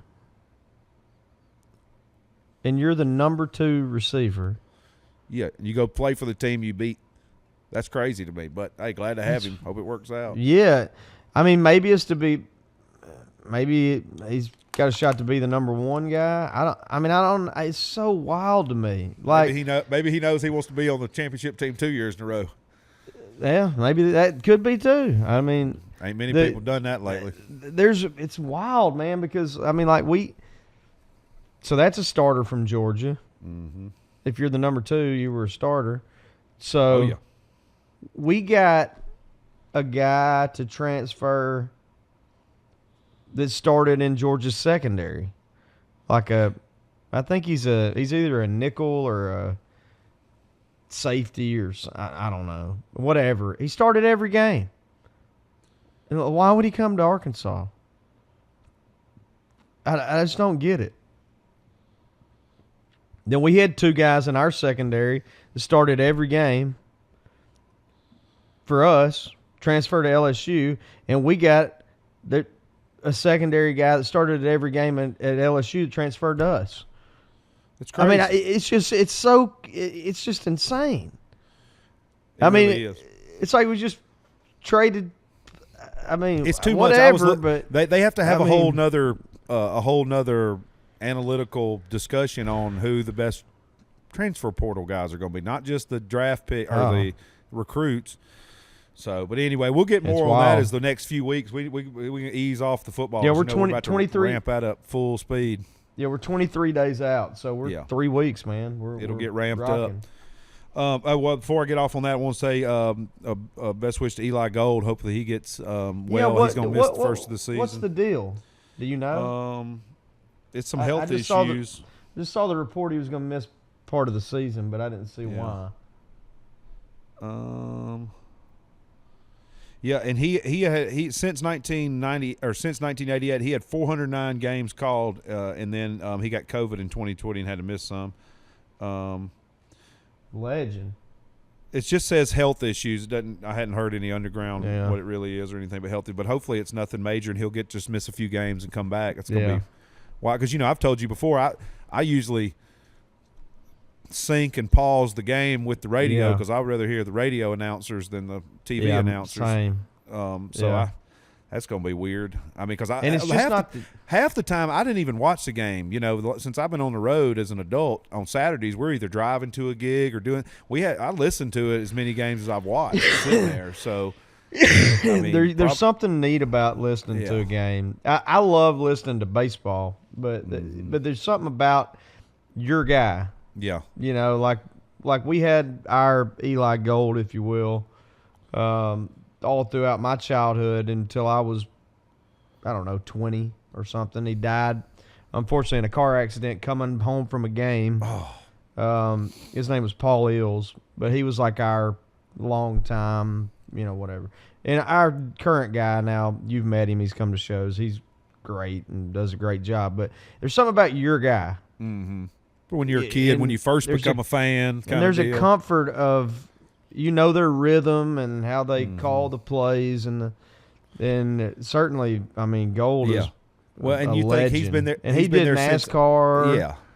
I think he actually did something else too. I don't know if it was baseball or probably like NFL maybe or something. Because we were actually discussing this on the radio last week when that announcement came out. But he did 2 or 3 different things. And you got to think too, if he's been at Bama since 88. I was 9. I mean, I was starting to really pay attention and really know and listen. I remember all the big calls. As you and I were talking about, you remember 94 like I do 92. That was, he was the one making those calls when we were watching and listening to it. So, yeah. So hopefully he gets well, and we'll get back on more sports and more music and more tours and more stuff next week here on the Justin Moore Podcast. More guests. We're going to work on that next few weeks. I want to say again, thank you to all our fine sponsors for keeping this thing afloat and giving us a platform to get out here and talk to all the fine country music fans all over this country and other countries and continents all over the world. I want to say shout out to our people listening in Nambia. I know we're always on the charts in Nambia. That's a true story. I'm not saying that for a giggle. I want to say shout out to them and everybody across the pond who listens. As this show airs tomorrow night, Friday the 12th, we'll be in Toledo, Ohio. Saturday the 13th, we're in Mount Pleasant, Michigan, doing a show with old buddy Blake Shelton. Next weekend we've got a solo one-off, the 20th in Sedalia, Missouri. On the 20th, the 25th, Princeton, Illinois, the 26th, New Haven, Connecticut, the 27th down south of Atlanta in Stockbridge, Georgia, at the amphitheater there. Then on the 31st of August, we're going to be in Fort Drum, New York, and we'll kick off September in Lafayette, Indiana on the 2nd, and Loves Park, Illinois on the 3rd. So y'all go to justinmooremusic.com and you can get all the schedule updates and tour dates and where to get tickets and all that stuff there. And we'll have more announcements each week as we get back rolling with the podcast and on Justin's social media outlets. So y'all remember to look for the blue check mark, Justin Cole Moore. Click on those, and the Justin Moore Podcast Instagram handle as well, and we'll do announcements and things along the way on there. So dial in then and come see us at a show. It's been fun. It's been a good year full of shows. Looking forward to a bunch more. Good times and country music on the road. So y'all come check us out. Again, Justin Cole Moore, JR the Handler. Give us a shout. Use the hashtag Justin Moore Podcast. Thank y'all for tuning in. And send us questions, comments, any fun stuff. You got any memories from Woodstock 99 or any good questions for us to ask our future guest. I'm going to try to get a little I kind of rip Cody Jinks off on that one. On their podcast, they do a little thing, but I thought it was a good idea. I'm not going to use their same questions, but I'm going to use that. I hope you boys don't mind. I hadn't seen Jinx in a long time. I met Jinx one time. We were talking about Cody Johnson earlier. Me and Mark Fisher, our buddy bus driver, we stopped in and saw Jamie play a show up in North Mississippi, and Cody Johnson and Cody Jinks were the openers, which I thought was weird. You got Cody Johnson, Cody Jinks, Cody Johnson, Jamie Johnson. You know what I mean? It was like they all had their name, Johnson, Jamie Johnson, Cody Johnson. Anyway, that was weird packaging for a show, but it was awesome. But Jinx was cool, been a fan, hadn't got to hang out with him since then, but he's got a cool podcast too. But I'm going to use that idea and ask a few questions because I thought there's something. And the walkout song's a great one to start to anchor it down with. So we'll use the walkout song to start that with. And use the hashtag Justin Moore Podcast, any of that stuff. We'll be back next week. I'm JR the Handler. That's Justin Moore. Thank y'all for tuning in. Thanks, guys. We're back. We're back. This episode was brought to you by Bobcat. Check them out at bobcat.com. For any of you first-time listeners out there, at the end of each of our episodes, I like to do a little reading out of a book I've had that I've got a lot of use out of over the years. The book is by Mr. Charlie Daniels, and the book is called Let's All Make the Day Count, The Everyday Wisdom of Charlie Daniels. Number 49. Thoughts on winning. But godliness with contentment is great gain, for we brought nothing into the world, and we cannot take anything out of the world. Timothy 6:6. There are different levels of winning. There's first place with all the acclamation and accolades and thrill of being proclaimed the best and being at the top of the heap for a while, but you don't always have to come in first to be a winner. Now, I'm not saying that you shouldn't always give it your best and to try with everything that's in you, but there will always be those, especially gifted people, who will take the top spot most of the time. So what does winning really mean to you? Does it represent bragging rights for a season, or a trophy that's owned by very few? Maybe a day in the sunshine of being a celebrity. How about being able to prove your true worth to those who doubted you? I experienced all these emotions in my younger years and had a lot of wins with the accolade and acclaim that went with it. But I discovered what I really wanted out of my career was longevity and the means to keep the good people I had gathered around me through the years steadily and gainfully employed. And I aimed steadfastly in that direction. God, as He has so many times before, granted me the desire of my heart. Here I am, still going down the road after 45 years, surrounded by my beloved friends and employees. You aren't likely to see your name at the top of the charts, but we're still out here doing what we love to do. And in my book, that's a win. The man who gets what he wants is successful, but the man who wants what he gets is happy. Let's all make the day count.